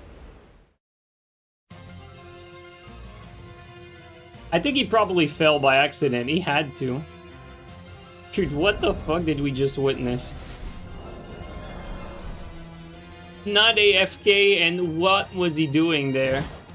What the fuck? Bro, this has to be like the most like mentally challenged spot I have ever seen in one AFK format. Oh my god. Or you can just walk there. What was he doing? I mean, he probably fell, let's be honest, but it's still so funny.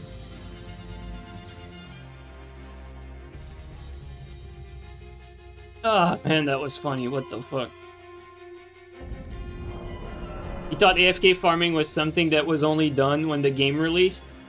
Are people really still doing it? Yes, they are. And I think there are still videos on YouTube by some random scrubs that are still, like, you know, advertising, like, new AFK farming spots and stuff. You definitely still see it here and there, but it's extremely rare that the people are actually AFK though. Imagine if the game had Mimic Head and AFK farmers would die wearing it. Nah, they would just not wear it.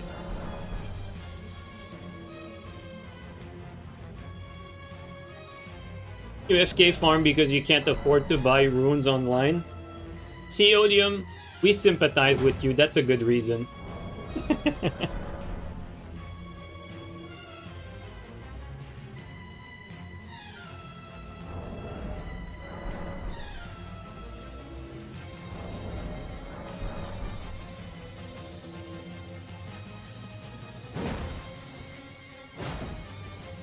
Guys, can you believe it? At the start of Elden Ring, like, you know, when Elden Ring was popping, my channel was popping as well. Like, so many views when Elden Ring launched. And I got an offer from one of these shitty rune selling website. They offered me 10K to advertise their stuff on my channel. 10K, guys. Crazy. I mean, I'm not gonna advertise that bullshit, but... Dude, how much money are they making to promote that shit for 10K? Like, 10 fucking grand. That's insane money for that sort of stuff, really. Like, you know, just as a point of reference, doing like 2 streams for Raid Shadow Legends, which we did once, because I wanted to try a sponsorship to see what it was like. I wanted to experience it. I'm definitely not doing that sort of stuff again, but I'm happy I tried it. But just as a reference, doing like the Raid Shadow Legend thingy, that paid fucking $600. So this should give you Oh, he was so low that Stomp broke him.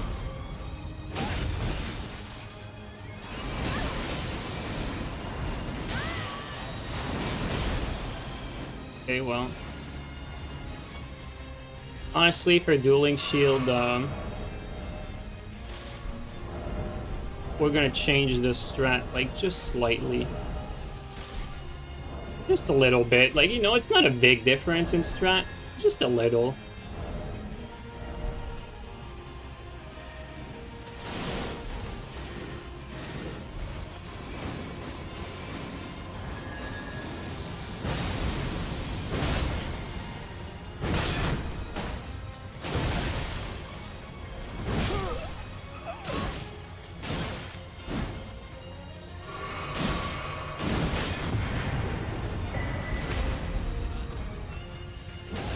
This Dueling Shield, you know, requires its own specific counter, otherwise it just shuts down every other weapon in the game.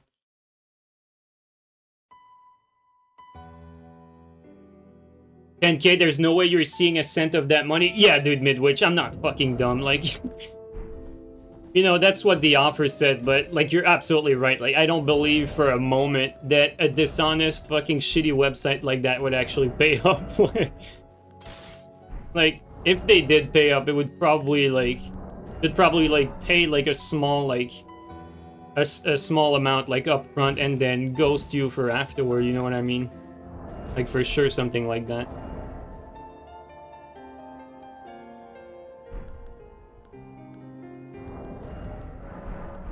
But, on the other hand, it's not impossible that they would pay up. And that they are making that much money. Like, either way... I don't really care. I'm not really interested in doing that sort of stuff. Like, I don't believe in dishonest money like that.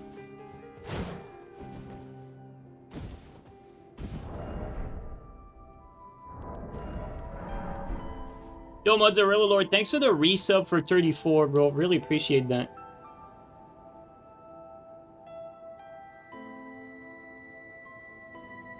Wouldn't be surprised if they paid via a foreign offshore account. Yo, Firekeeper, thank you so much, man. Thank you so much, dude. Really appreciate. Thank you so much again, man. You would sponsor for something you stand for, right? Well, depends on what you mean by stand for. Like, for instance, you know, I'm not really for Raid Shadow Legends, right? But it's not, you know, like, people who play Raid Shadow Legends, it's like... Like, the game is not, like, abyssal. Like, it has, like, thought put into it. Like, it's a real game. Like, it's not just a scam, you know what I mean? I would never, like, promote my friends to, like, play it. But I did the sponsorship, and I don't regret it. Because I wanted that experience, and that's what was available. But I'm not really fond of, like, microtransaction games, for instance, right? And to be honest, that's what Raid Shadow Legends is. Like, it is a microtransaction game.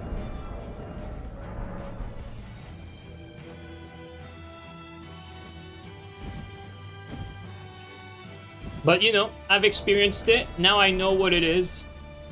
And so, like, I can now have the... Let's say I can have a little bit more foresight now to pick and choose what I want to, like, sponsor. So, like, when we did another sponsor, that one was actually really good. I really enjoyed it. Fuck, I forgot what was the name of the game. It was like a game where, like, you have, like, little buddies on screen, which are basically, like, the viewers. And, like, you set up, like, archers, like, to defeat monsters. And, guys, I'm sure some of you remember that name. Remember that sponsorship we did? What was the name of that game? Where, like, viewers were basically your army. It was basically a streamer's game. Like, it was advertised, like, quite heavily for a little bit.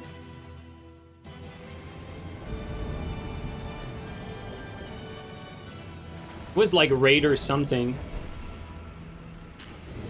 Forgot the name, though. Something Raider.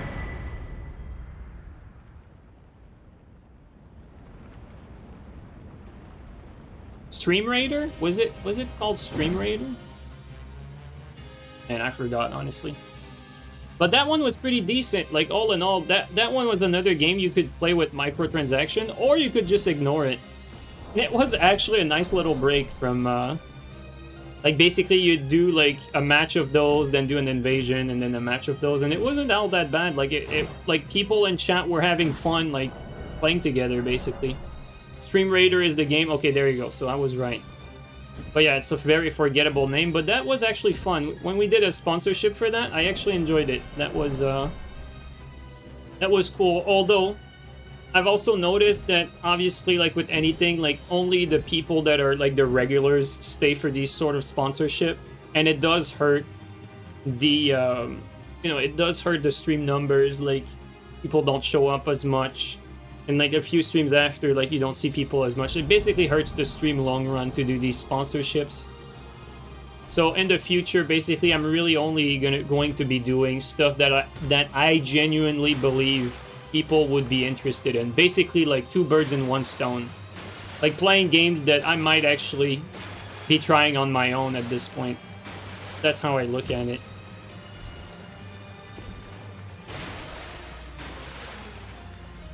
Is there a path where this channel reaches more people, or by design the Souls PvP is very small? I mean, look at Chase. Oh, I think we just saw him. No? Am I tripping? Yeah, we did see him. Yeah, I think I'll answer that after killing this guy. Oh, there's two of them. Oh, there's my balls right there. My big blue balls. Also, it's probably safer to have this. That weapon is quite annoying to fight against, though.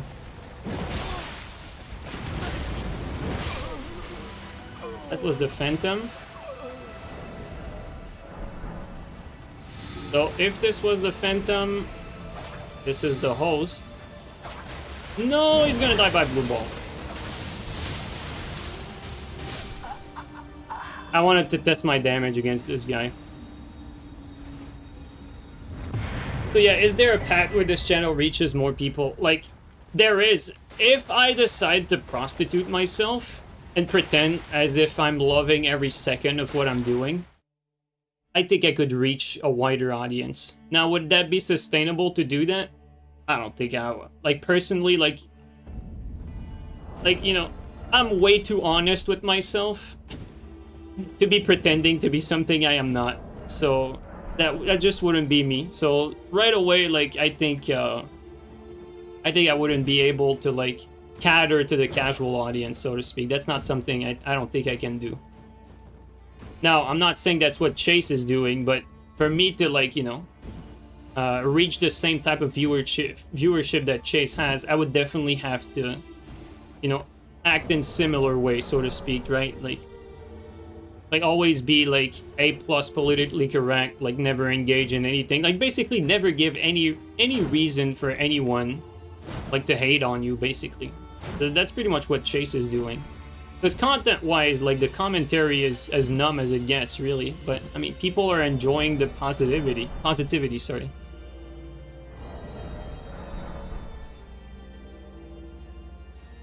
So, to answer your question, the potential is most definitely there. Now, is this something that I can achieve? I don't think, I think it goes at odds with who I am, unfortunately.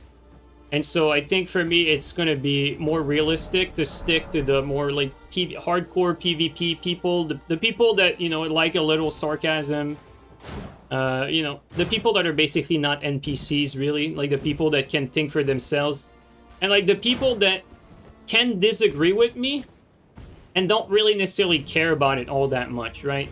Because like the people that follow this channel are not necessarily like, you know, the shitters like to call it the fanboys, but it's actually the furthest from the truth. Like a ton of regular viewers here like disagree constantly with me. Like even Vale like disagrees with me like quite often, and he's still like one of my best friends. So I think that people, like the audience that we mustered here, might be a little more mature, so to speak, and I definitely enjoyed that a little more.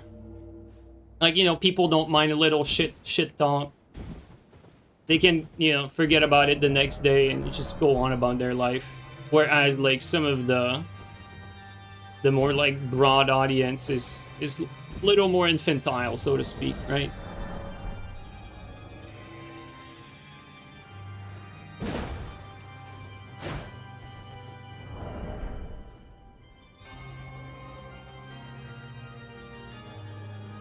Is this garbage weapon I'm using? This isn't clear or not? That's a good observation, man.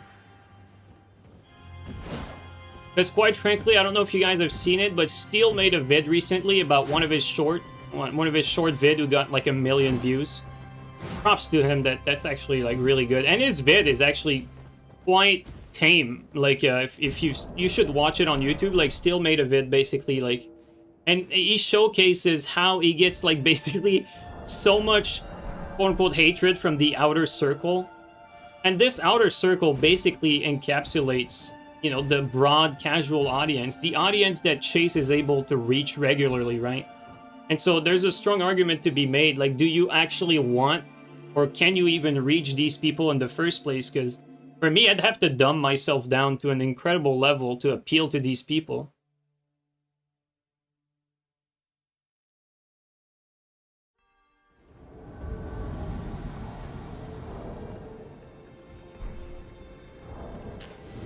And I'm gonna be honest, I think you guys are gonna see like what is the extent of how you can grow a channel as a PvP tryhard, because Steel is actually walking that path right now. Like Steel is actually, you know, he's changing himself in different ways so that he can appeal to a more casualized audience, and he's doing it, you know, for the content and everything like that. So you're actually gonna see the result of that. You're seeing it right now, and you're gonna see it more and more in the future.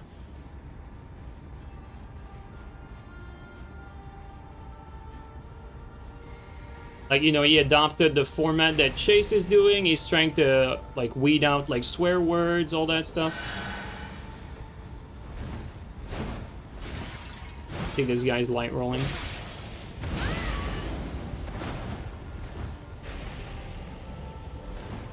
Oh, that was supposed to be a running R2. Nice. And she get this one.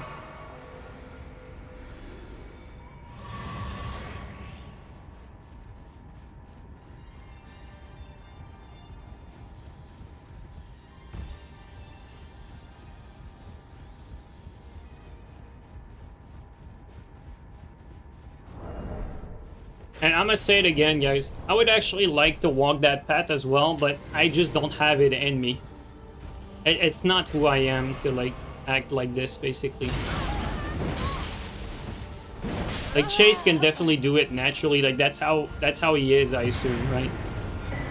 Well, I say that I don't actually believe it 100%. Like, because I know for a fact that at heart Chase is actually like a try hard, and he's a lot more like Chase is a lot smarter than what you'd believe he is just listening to his vids, basically. Because I mean, the content there is just so damn numb. Like when you actually talk to Chase, though, like he's perfectly aware of all the meta stuff, perfectly aware of like all the ways to deal with when gankers play the game, like different personality types. Like, you know, like don't get yourself fooled into thinking that Chase is like this perfect like guy. Like he's, you know, just like everyone else. But he definitely has this affinity to like put out that sort of content. Like, I mean, you'd have to answer that, but it definitely looks like he's doing it effortlessly. So.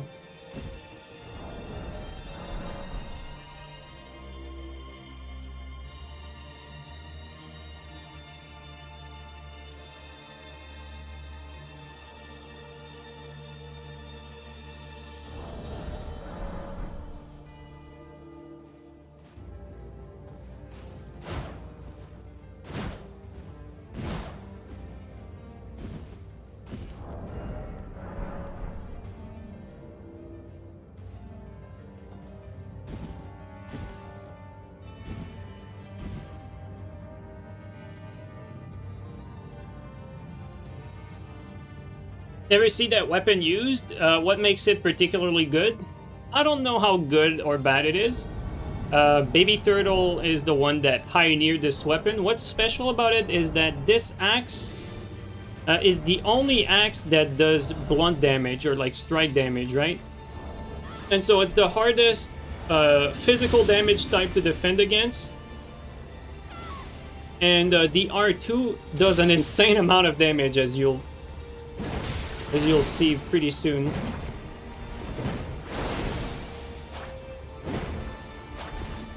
Oh my god, this guy's lagging, and he has Moonveil. That's so bad. Definitely want to keep cover as much as possible. That's so unfortunate. Okay, we're gonna have to, yeah, I mean...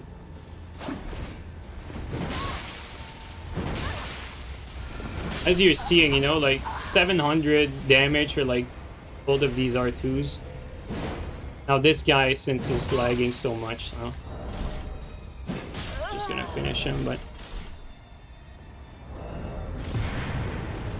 But basically the idea is like you keep priority with these R2s, so you can like stagger them, and you keep priority, and you're gonna keep like roll catching if they panic roll, and it does like 700 damage or so.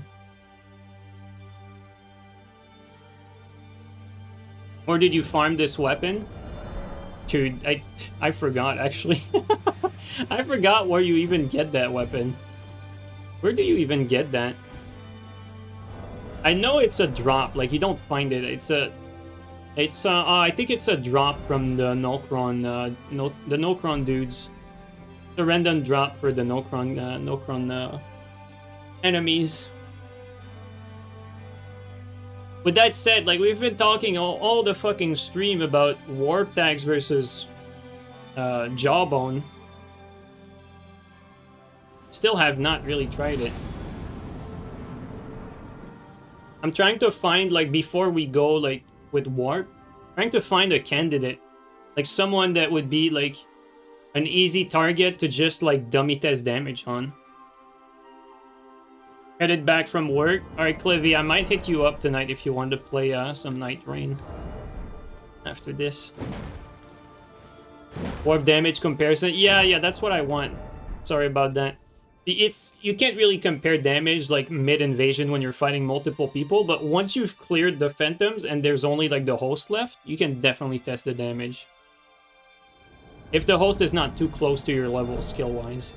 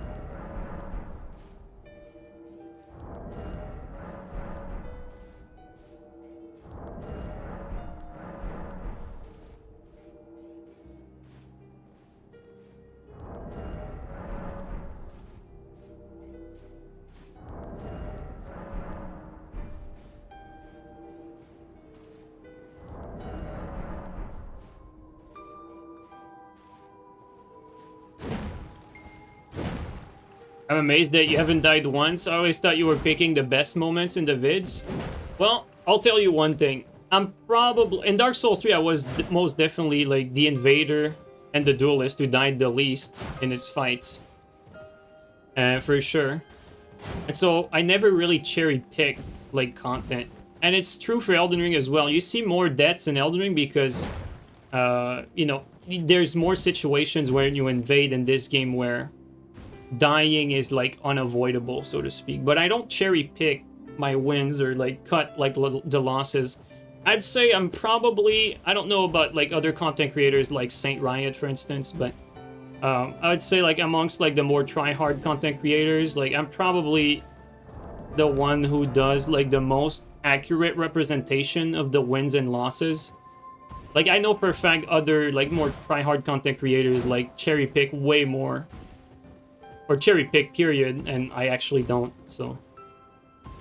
But, with that being said, you know, you die here and there in this game, just, in different ways, whether it's some bullshit input drop, whether you're actually, like, overwhelmed by numbers, or...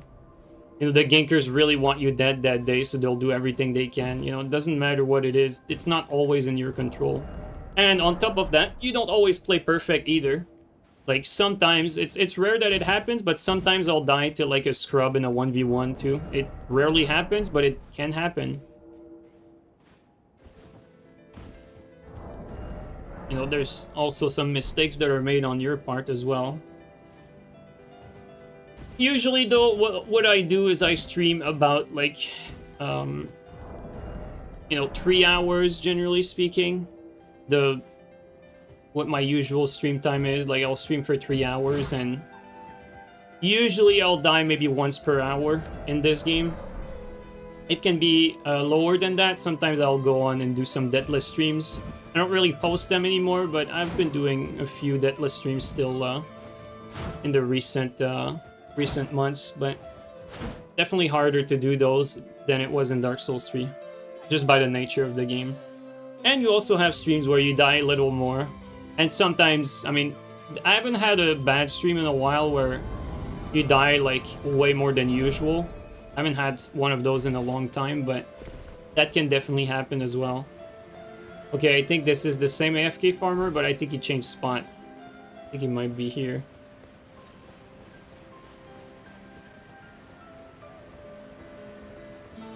I think he's down there.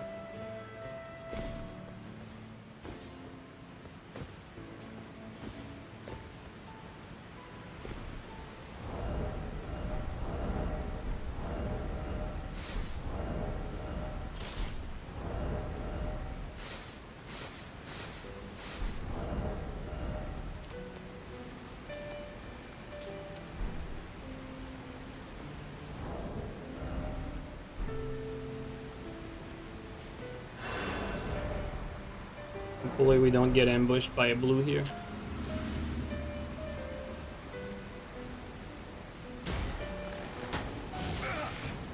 That's what I didn't want. Okay, there you go. Oh, and I just realized we didn't even have the stats for the bow. That's why it did so little. I was wondering. I forgot to keep the bird helmet. That's my bad. Just brain fart. Don't count win rate in Elden Ring. It's bad for mental. I mean, it's pointless though because you're not in control or if you win or not for the most part. Like, you have some control over it, but it's so little that it's pointless. Like, it's just... It depends on, like how much bullshit you're gonna be facing, like X or Y invasion.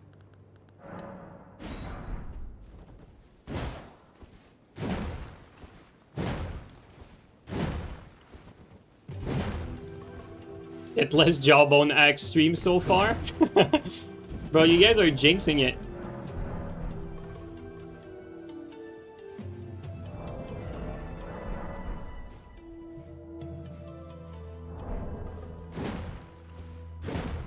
Maybe I should end the stream right there to just call the Jawbone axe like an amazing weapon and keep it deathless. That's what I should do.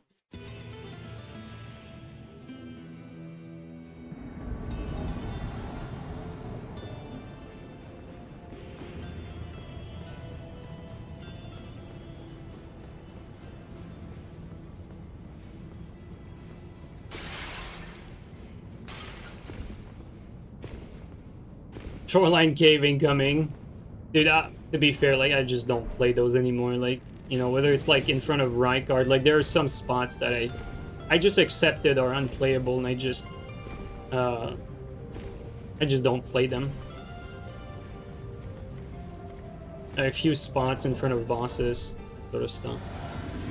You don't need to play every fucking fight, because this game won't really,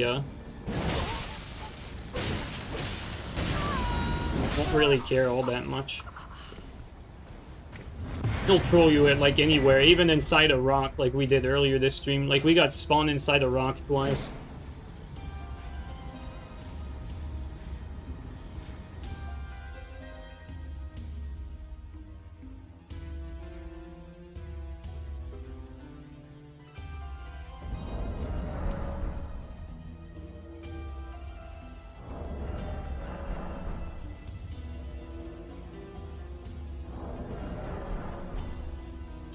Perfume bottle stream when? We already did one of those. I forgot if we were deathless or not, but sometimes when we try the dumbest shit, I play more careful. Because I'm focusing more on, like, how to, like, not doing mistakes, because I know my weapon is not gonna, like, be doing me any favors, or not gonna be doing very good. So I tend to, like, play more careful and stuff like that. So sometimes I get deathless by playing with worse weapons because of it. Like, for instance, if I play with Pada only stream, I might get careless because I know I have, like, a very strong weapon that I can be, like, hyper-aggressive. And that can play to my detriment. Whereas, like, with something like this, like, I have to be a lot more methodical about how I approach fights to not, like, overextend.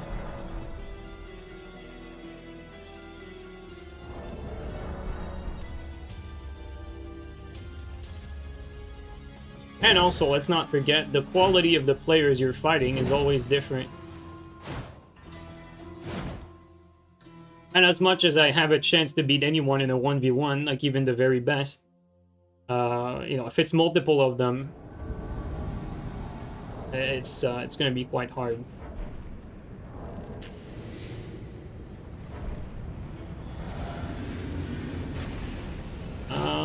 I think...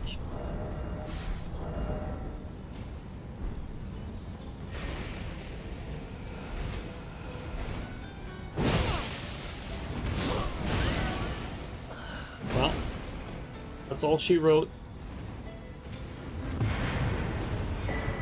I think people don't really expect that ridiculous damage.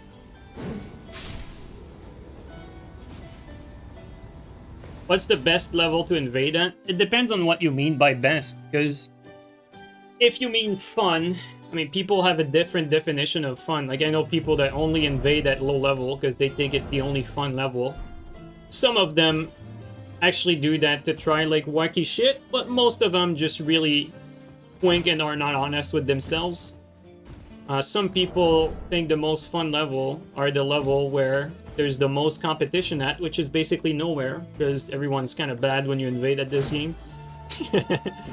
So that was my answer back in Dark Souls 3, right? Like, I like to invade, like, where there's the highest quality of players, and that was at meta. Now, quite frankly, I don't even know if there's any level that encompasses that. I still invade at meta, but, you know, that was my old reason. I don't really know if it's true anymore or not. And there's max level. Max level is a little easier than meta in a sense that if you're a streamer like me, you're gonna get stream sniped by over-leveled phantoms. If you're playing at max level, they can't be higher level than you because you're already at max level. And at max level, you have access to all the buffs, all the weapons, and someone like me who swaps, it's basically like unlimited potential. So even though you have to deal with more spam, you do more damage. The people that you're fighting cannot be above your level. Ultimately, it's just mats. It's a little easier at higher level because of these things. Now, max level is also the most active level. So usually when people say or ask, like, what's the best level to invade at, usually they mean activity, and max level, basically like 300 plus, I believe is where you're gonna get the most action.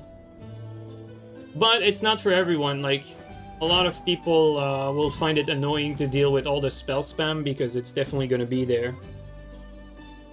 There's a little more spam at higher level because everyone has a nasty ass long as a dick FP bar, but aside from that, it's kind of similar to meta, if I'm being honest. And the quality of player is basically the same.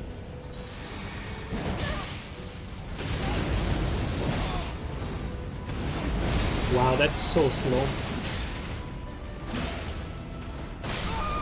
That was the host.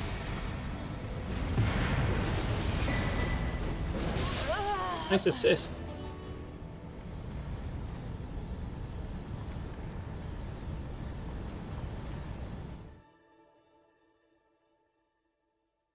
If you like to play at other level brackets, or like you want activity but you don't want to play at max level, then you're probably looking to invade at something like the 139, the 165, or sorry, 167 or 68. I forgot what the number is. But basically, like the level number that's like lets you invade two brackets, right? Because there's the 125 bracket, there's the 150 bracket, there's the 200 bracket, but if you want to invade multiple of them, usually it's best to be at a level that lets you invade everything. So like 139 is basically like the highest you can be that can match with 125. But keep in mind, if you're 125, you can still invade 150s.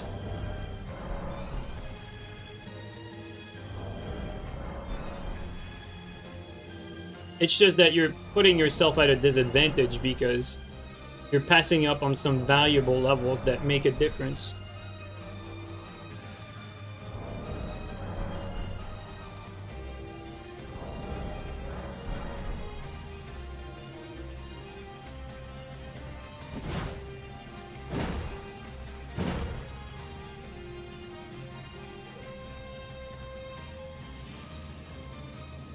Is there more tiers to harvest at lower level?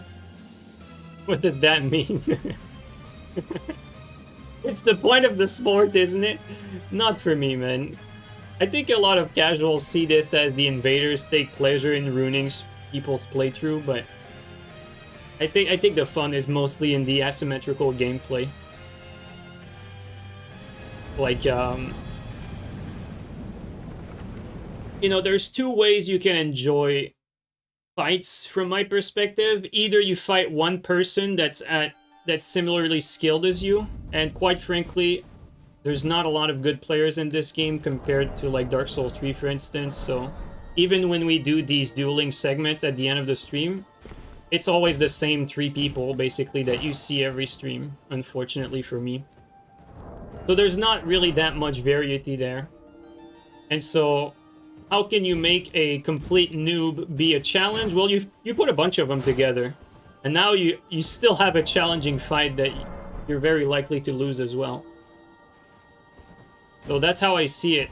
It's like that's what Invasions gives you. It still gives you that very, very challenging encounter, but it doesn't take good players for you to be challenged, basically. And I think that's what a lot of like people that do PvE and, you know, like complain on Reddit about invaders and so on and so forth. I think what they get wrong is they don't understand how much of an advantage like being multiple people against one actually is. Like how skillless you can be and how little it matters when there's multiple people attacking at the same time.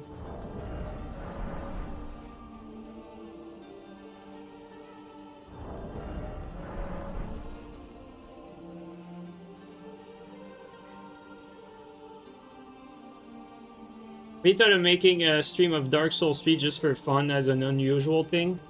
I'm pretty sure I'm done with Dark Souls 3. I'm not the type of guy who looks behind, right? Like, for those of you who've known me in Dark Souls 3, like, some of you, like, had trouble leaving the game because maybe it's the only game you still like. Doesn't matter the reason. Some people are still playing it. Matter of fact is, the game is about 8 years old now. Definitely very old and dated in terms of the time it's been up. You can still enjoy it. It looks like Elden Ring visually. And gameplay-wise, a lot of things carry over. But with that being said, there's not really an incentive for me to go back. It's like, you know, it's like asking a retired champion to go out of retirement at 50, right? That's basically what it is.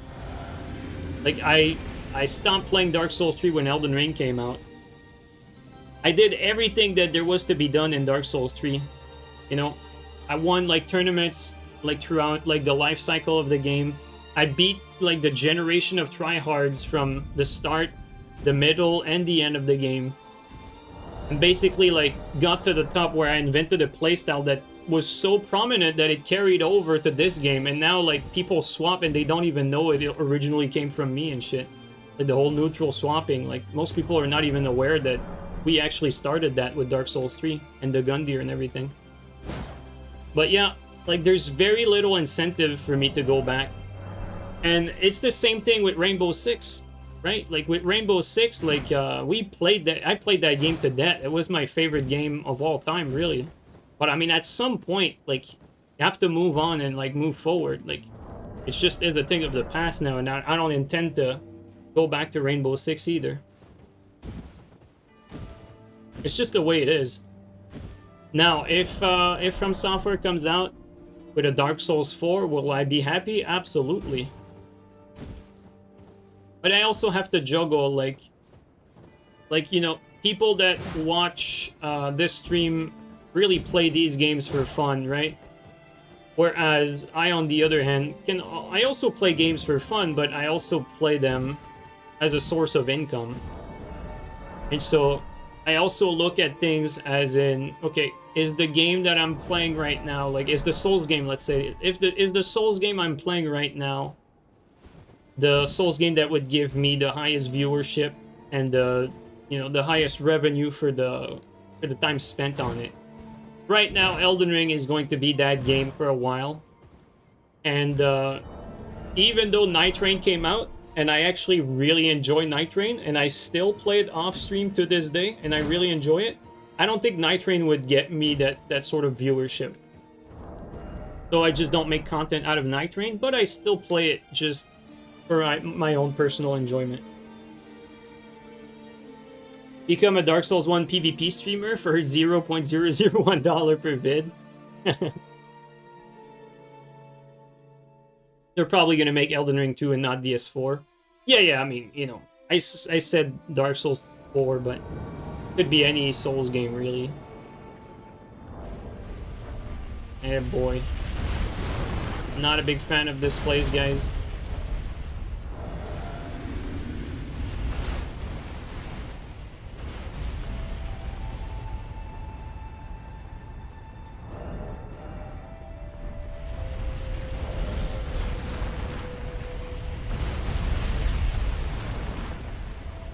Guys, can I break these with my own shackle?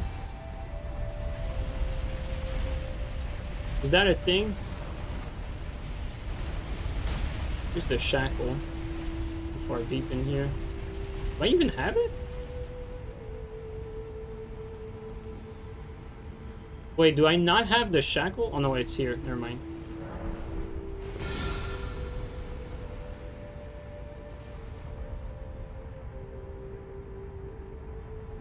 Bro, I think they died. Well, that was all me. The shackle did everything.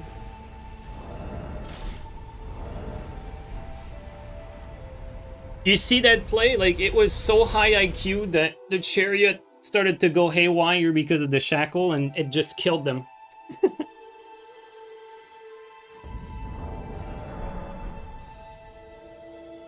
Does he read YouTube chat? No, I don't. I try to stay away from the YouTube chat. No, I'm not. I'm reading both. It's just that I'm reading, like, the stuff that's, like, interesting for me to read. I don't read everything, like, in either chat. If you don't see the chat on screen, that's because Twitch is enforcing the rule to not allow, like, YouTube chat to be shown on screen, so...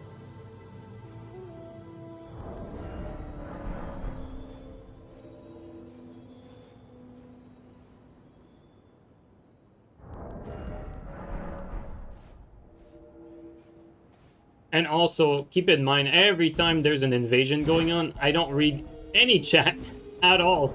I just don't read chat when I play. It's only really mostly between invasions. Or, like, if we're deep into a conversation. You heard they're banning people for that right now? Yeah, pretty much. That's what, I've been... I had, Goffer basically warn me that they were starting to enforce that, so...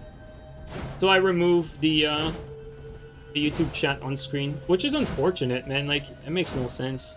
Whatever. Can't really do much about it. It's not within my power. Which one's their platform to be the center of attention? Yeah, but that's not how it works, though. It's like, if people want to see both chat, they'll go on YouTube because they can see both. You know what I mean?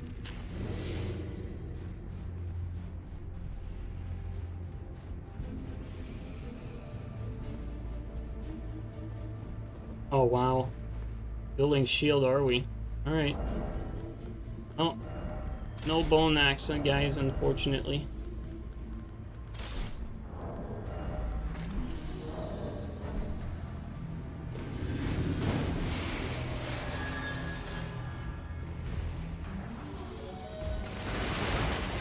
Oh, got a knight here.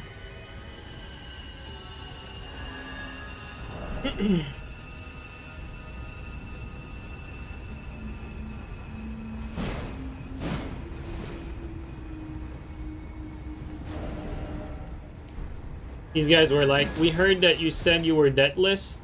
We're kind of jealous of your success. So we're gonna do everything we can to stop that.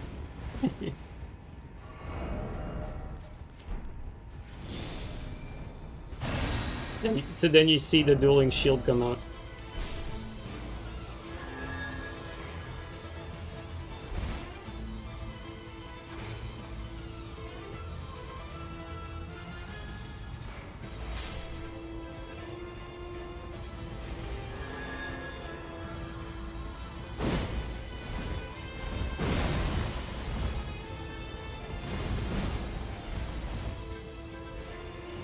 Okay, we do have a teammate at least.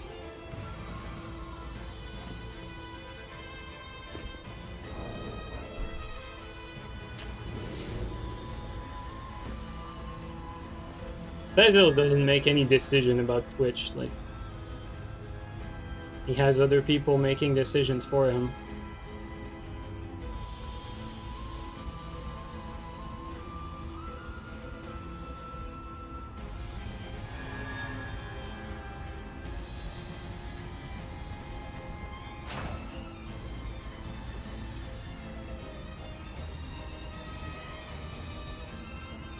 I don't know if the teammate we got is clueless or not, though.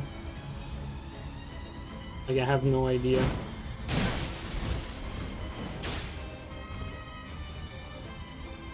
And in terms of actual gameplay, we're still stuck in a 2v1.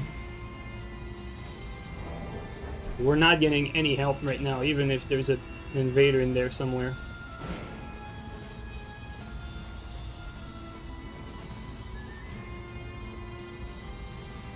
Guy looks kind of clueless too, honestly. Yeah.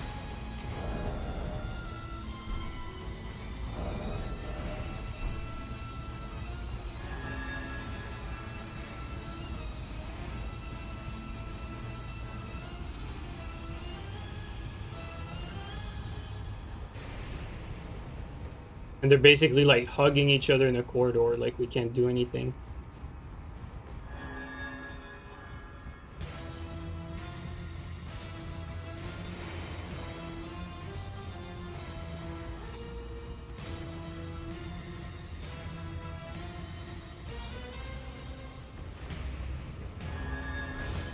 Yeah, I mean, the other guy already left.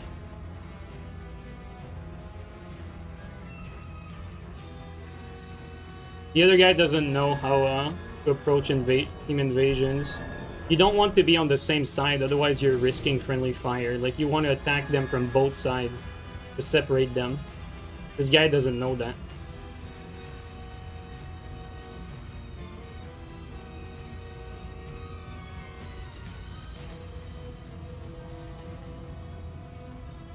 Don't know where that teammate or where they went.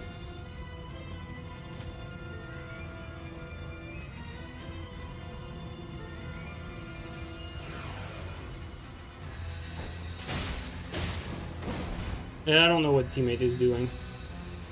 He just ran away or something. Ran away and these guys are like camping in the worst fucking possible spot. Like there's nothing to be done there. They're literally hugging each other.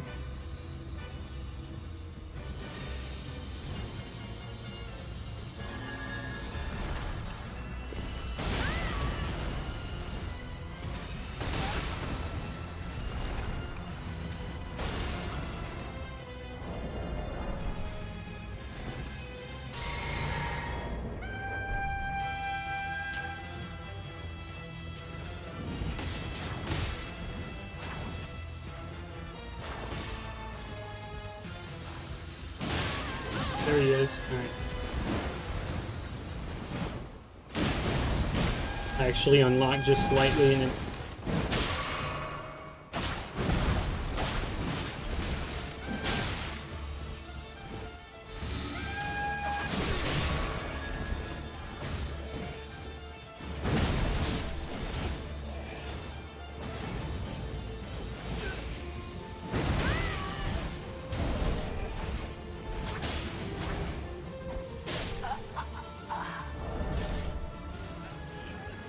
A teammate managed to get the attention of one for long enough for me to kill the other. Oh shit, he might actually kill the fucking dueling shield. Let's fucking go. Let's go, teammate. Alright. Well played, dude. I'm gonna be honest, I was not a believer in that teammate, but he eventually did it. It was hard to get there, but he did it. Gotta give him his due, right? I thought he was gonna die right away, but he survived long enough for me to kill the Phantom.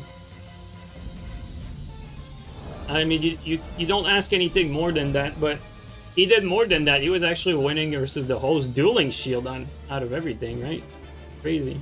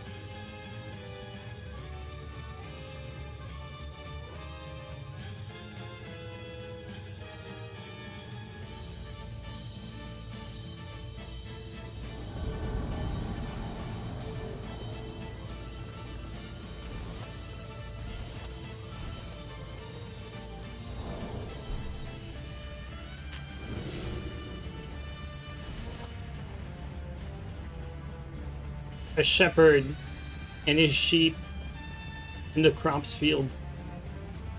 A story as old as time.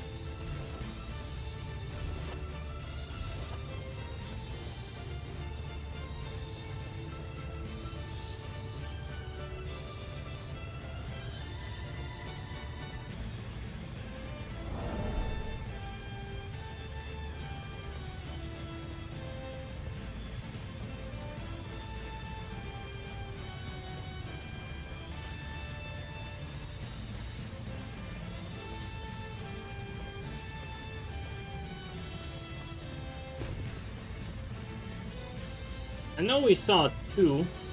Let me see 1 though. Oh, there they are.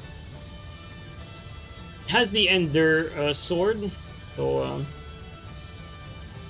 gonna be a little harder to catch him, but given his armor, I think we can probably break his poise.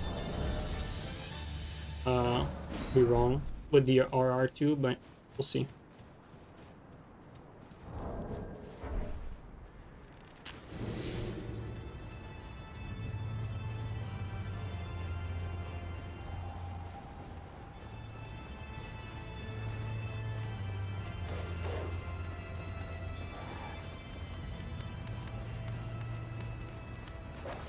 Oh, they're jumping straight into it. Or are they? Going around, it seems.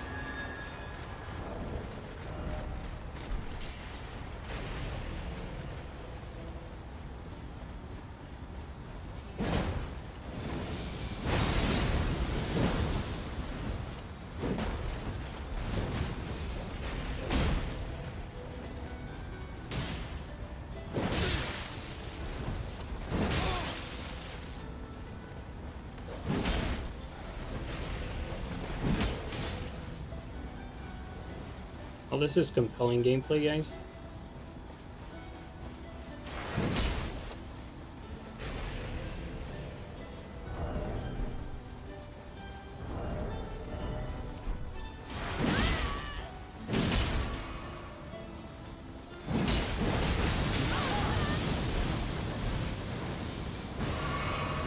No, that was cute. What the fuck? This is so weird. I healed and then threw a pot. It does that sometimes. Now we run the other way. I think the dog can help me.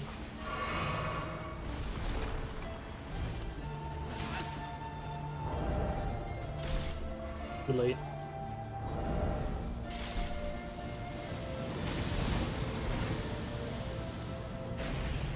But we have to be careful about the wave of piss, that's for sure.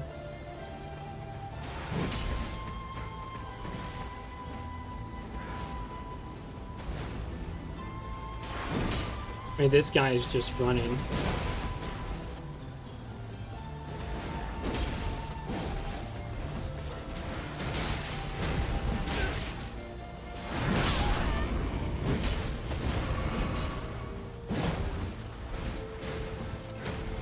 I'm gonna be honest, guys, like, we're just gonna pot out this guy, like, he's literally just fucking running away the whole time.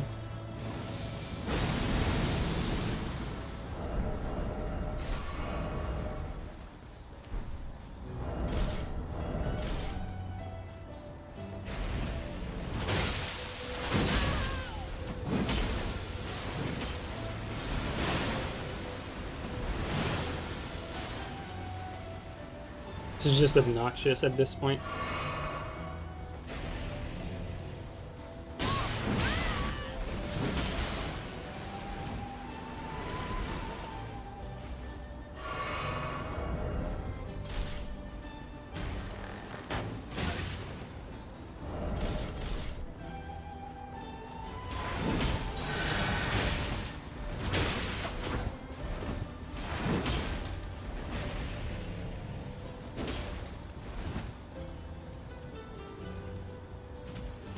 It's just running, dude.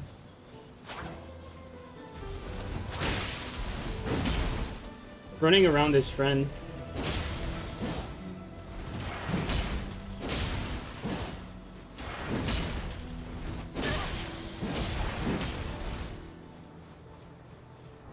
We might just get fucking chipped to death by this, like he does insane damage too. I think I have another idea. Guys, I'm tired.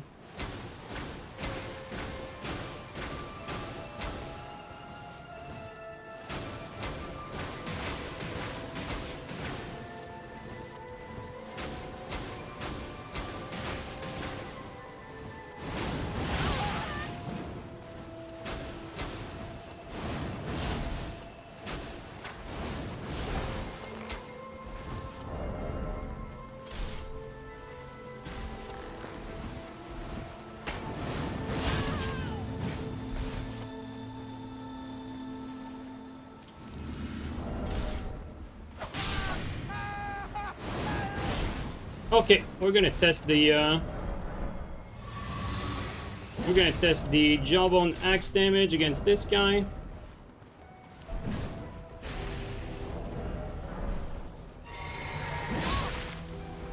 All right, see here.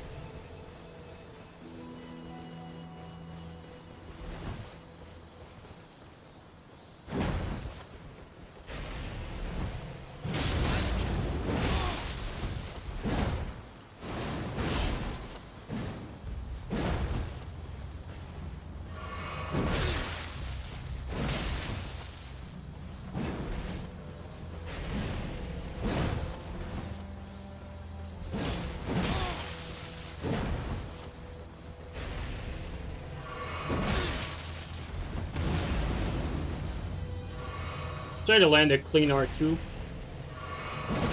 Running.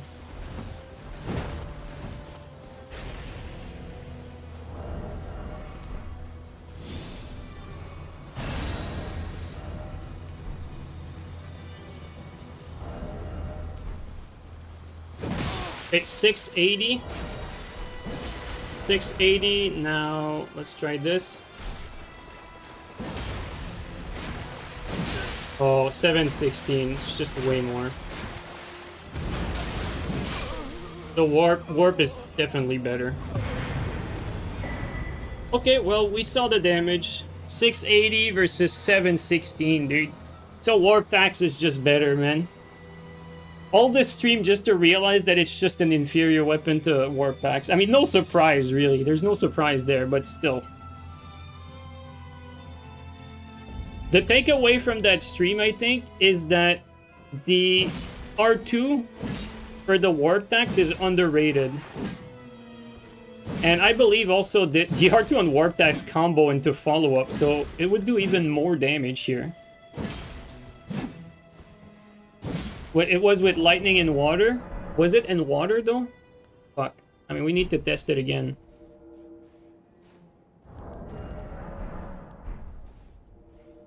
Should have used the fucking bundle that didn't involve water.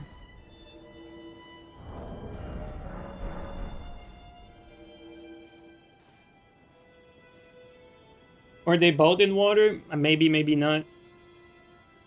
Yeah, it basically showed a new playstyle for Warped, exactly.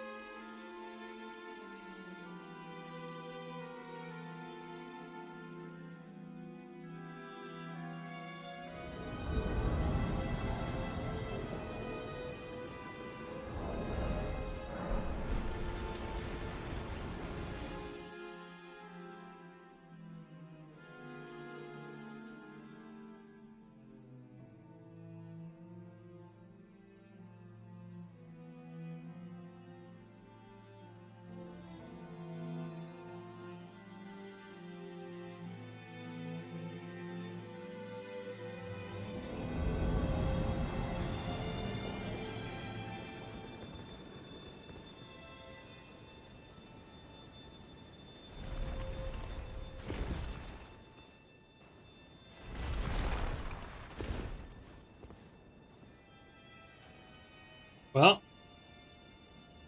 look at that. Just ganking there. Made them come out of their rat hole. I guess if you go there, you're pretty much stuck, right? That's what they were hoping, I think.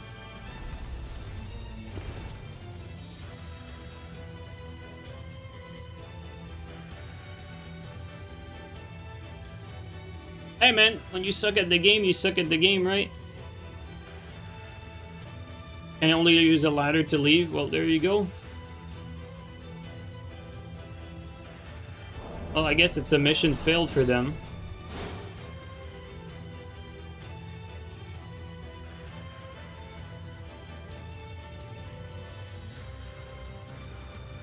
I mean, they suck so bad at the game that The only thing they default to is to fucking ambush someone in a spot where they can't get away with 2 people attacking them. Likely an overleveled one, too. Insane players.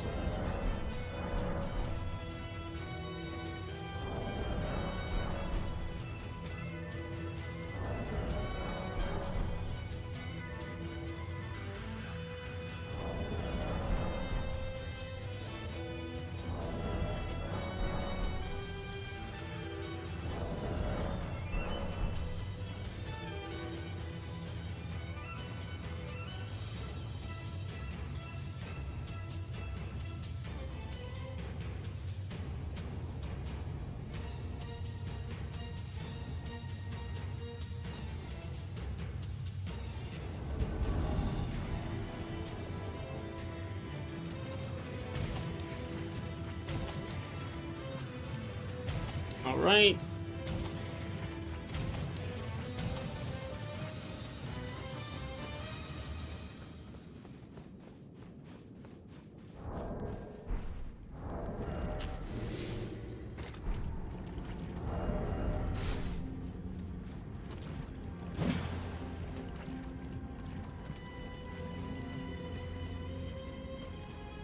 There she is.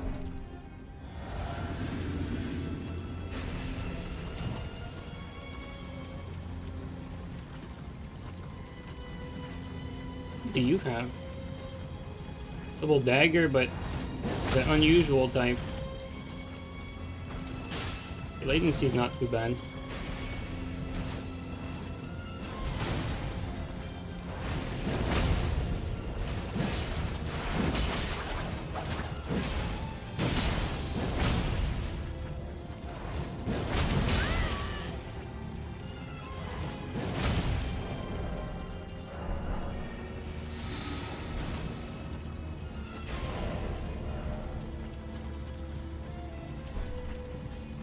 Of course. Who doesn't have a pocket wave of this?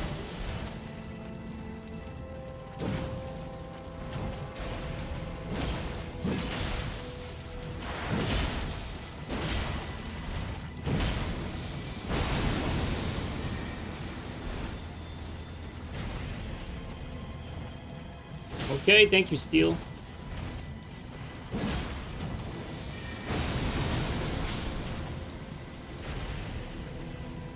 This is just fucking the Phantom running in circles.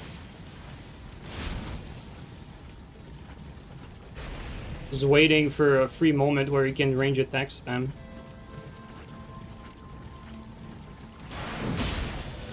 I think the host lat. Yeah, the host lat is high, not the Phantom, only the host.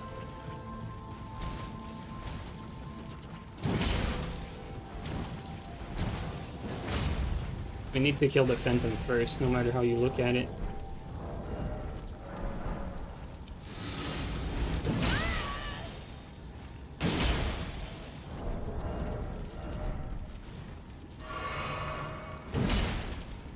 Yeah. And now they got a blue.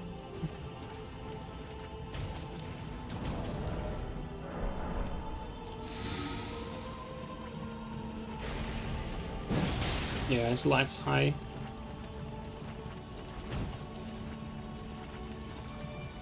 No hit for me.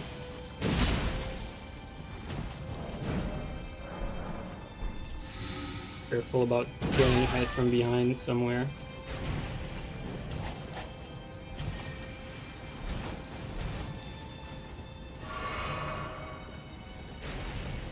We have a fist incoming.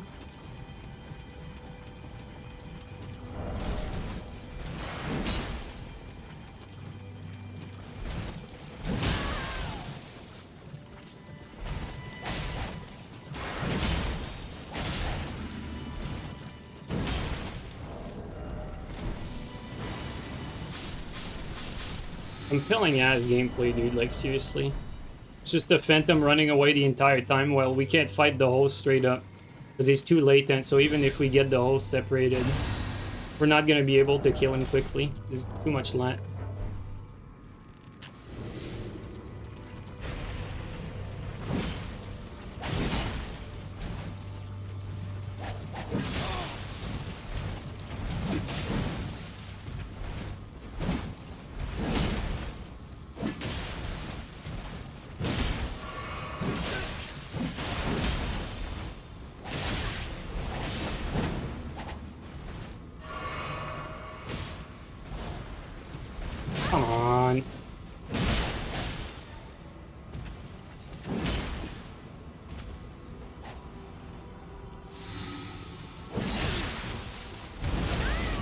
There you go. Finally. Okay.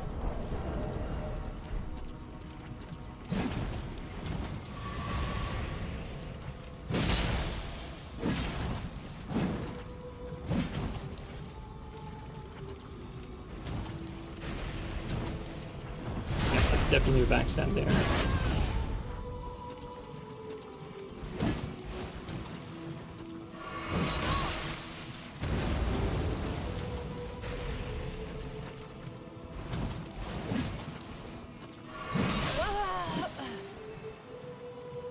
Alright, well, that one was annoying.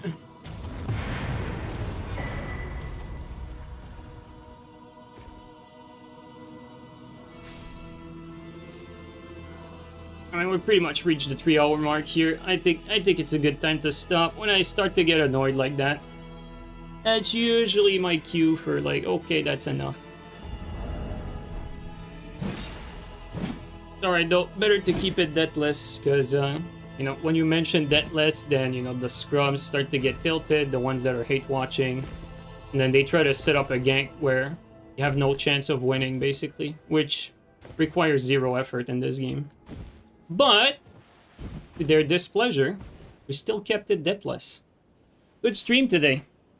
So, deathless with mostly the fucking Jawbone axe. Pretty crazy, honestly. Obviously, this weapon can't do everything. Like we noticed during the stream, you cannot really catch light roll with this, unfortunately. Like, against some light rollers, it was just way better to switch to Pada. And then we also kind of realized at the end that warp attacks, you know, it's just a little better.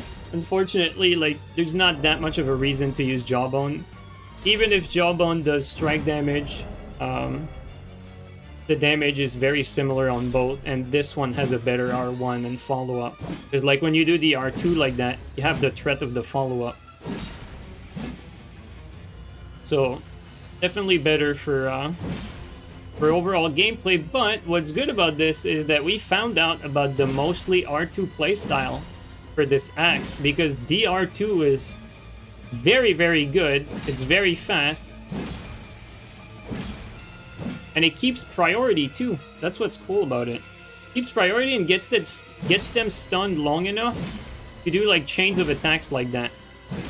That's definitely a good thing. So, even though I'm not gonna be a Jawbone axe enjoyer, we did learn something useful for the warp axe. Guys, I hope you enjoyed the stream today. It was fun. I mean, pretty decent stream. Let's find someone. Oh, the Arcane Sleep Axe. Oh, that's true. Actually, this actually would be probably decent. Let's just check the moveset before we end. Like, does this also have the R2?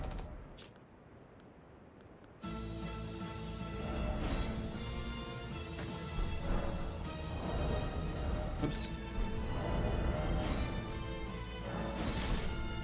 It does. It does have that R2. I mean, you don't have an Ash though, but it does have the R2. So I guess you could have that playstyle with that as well. You can get ghost hits with this one. Doesn't have the Ash. It would be to be seen if this is like in practice better. I mean, against latency for sure it is, but the absence of like Storm Stomp might make it worse against good players on good connection. But it's gonna be something for another day. Alright guys, hope you enjoyed this stream. Good stream today, and catch you guys up next time. We're gonna raid someone. Let's see here. We can get a good thumbnail maybe. Oh. Alright guys, take it easy everyone. Alright. Who's on right now?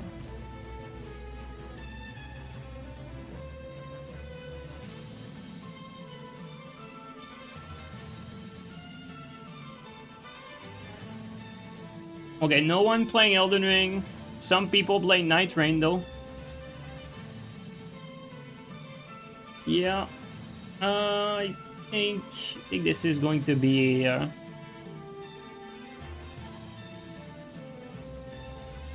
Oh, you know what?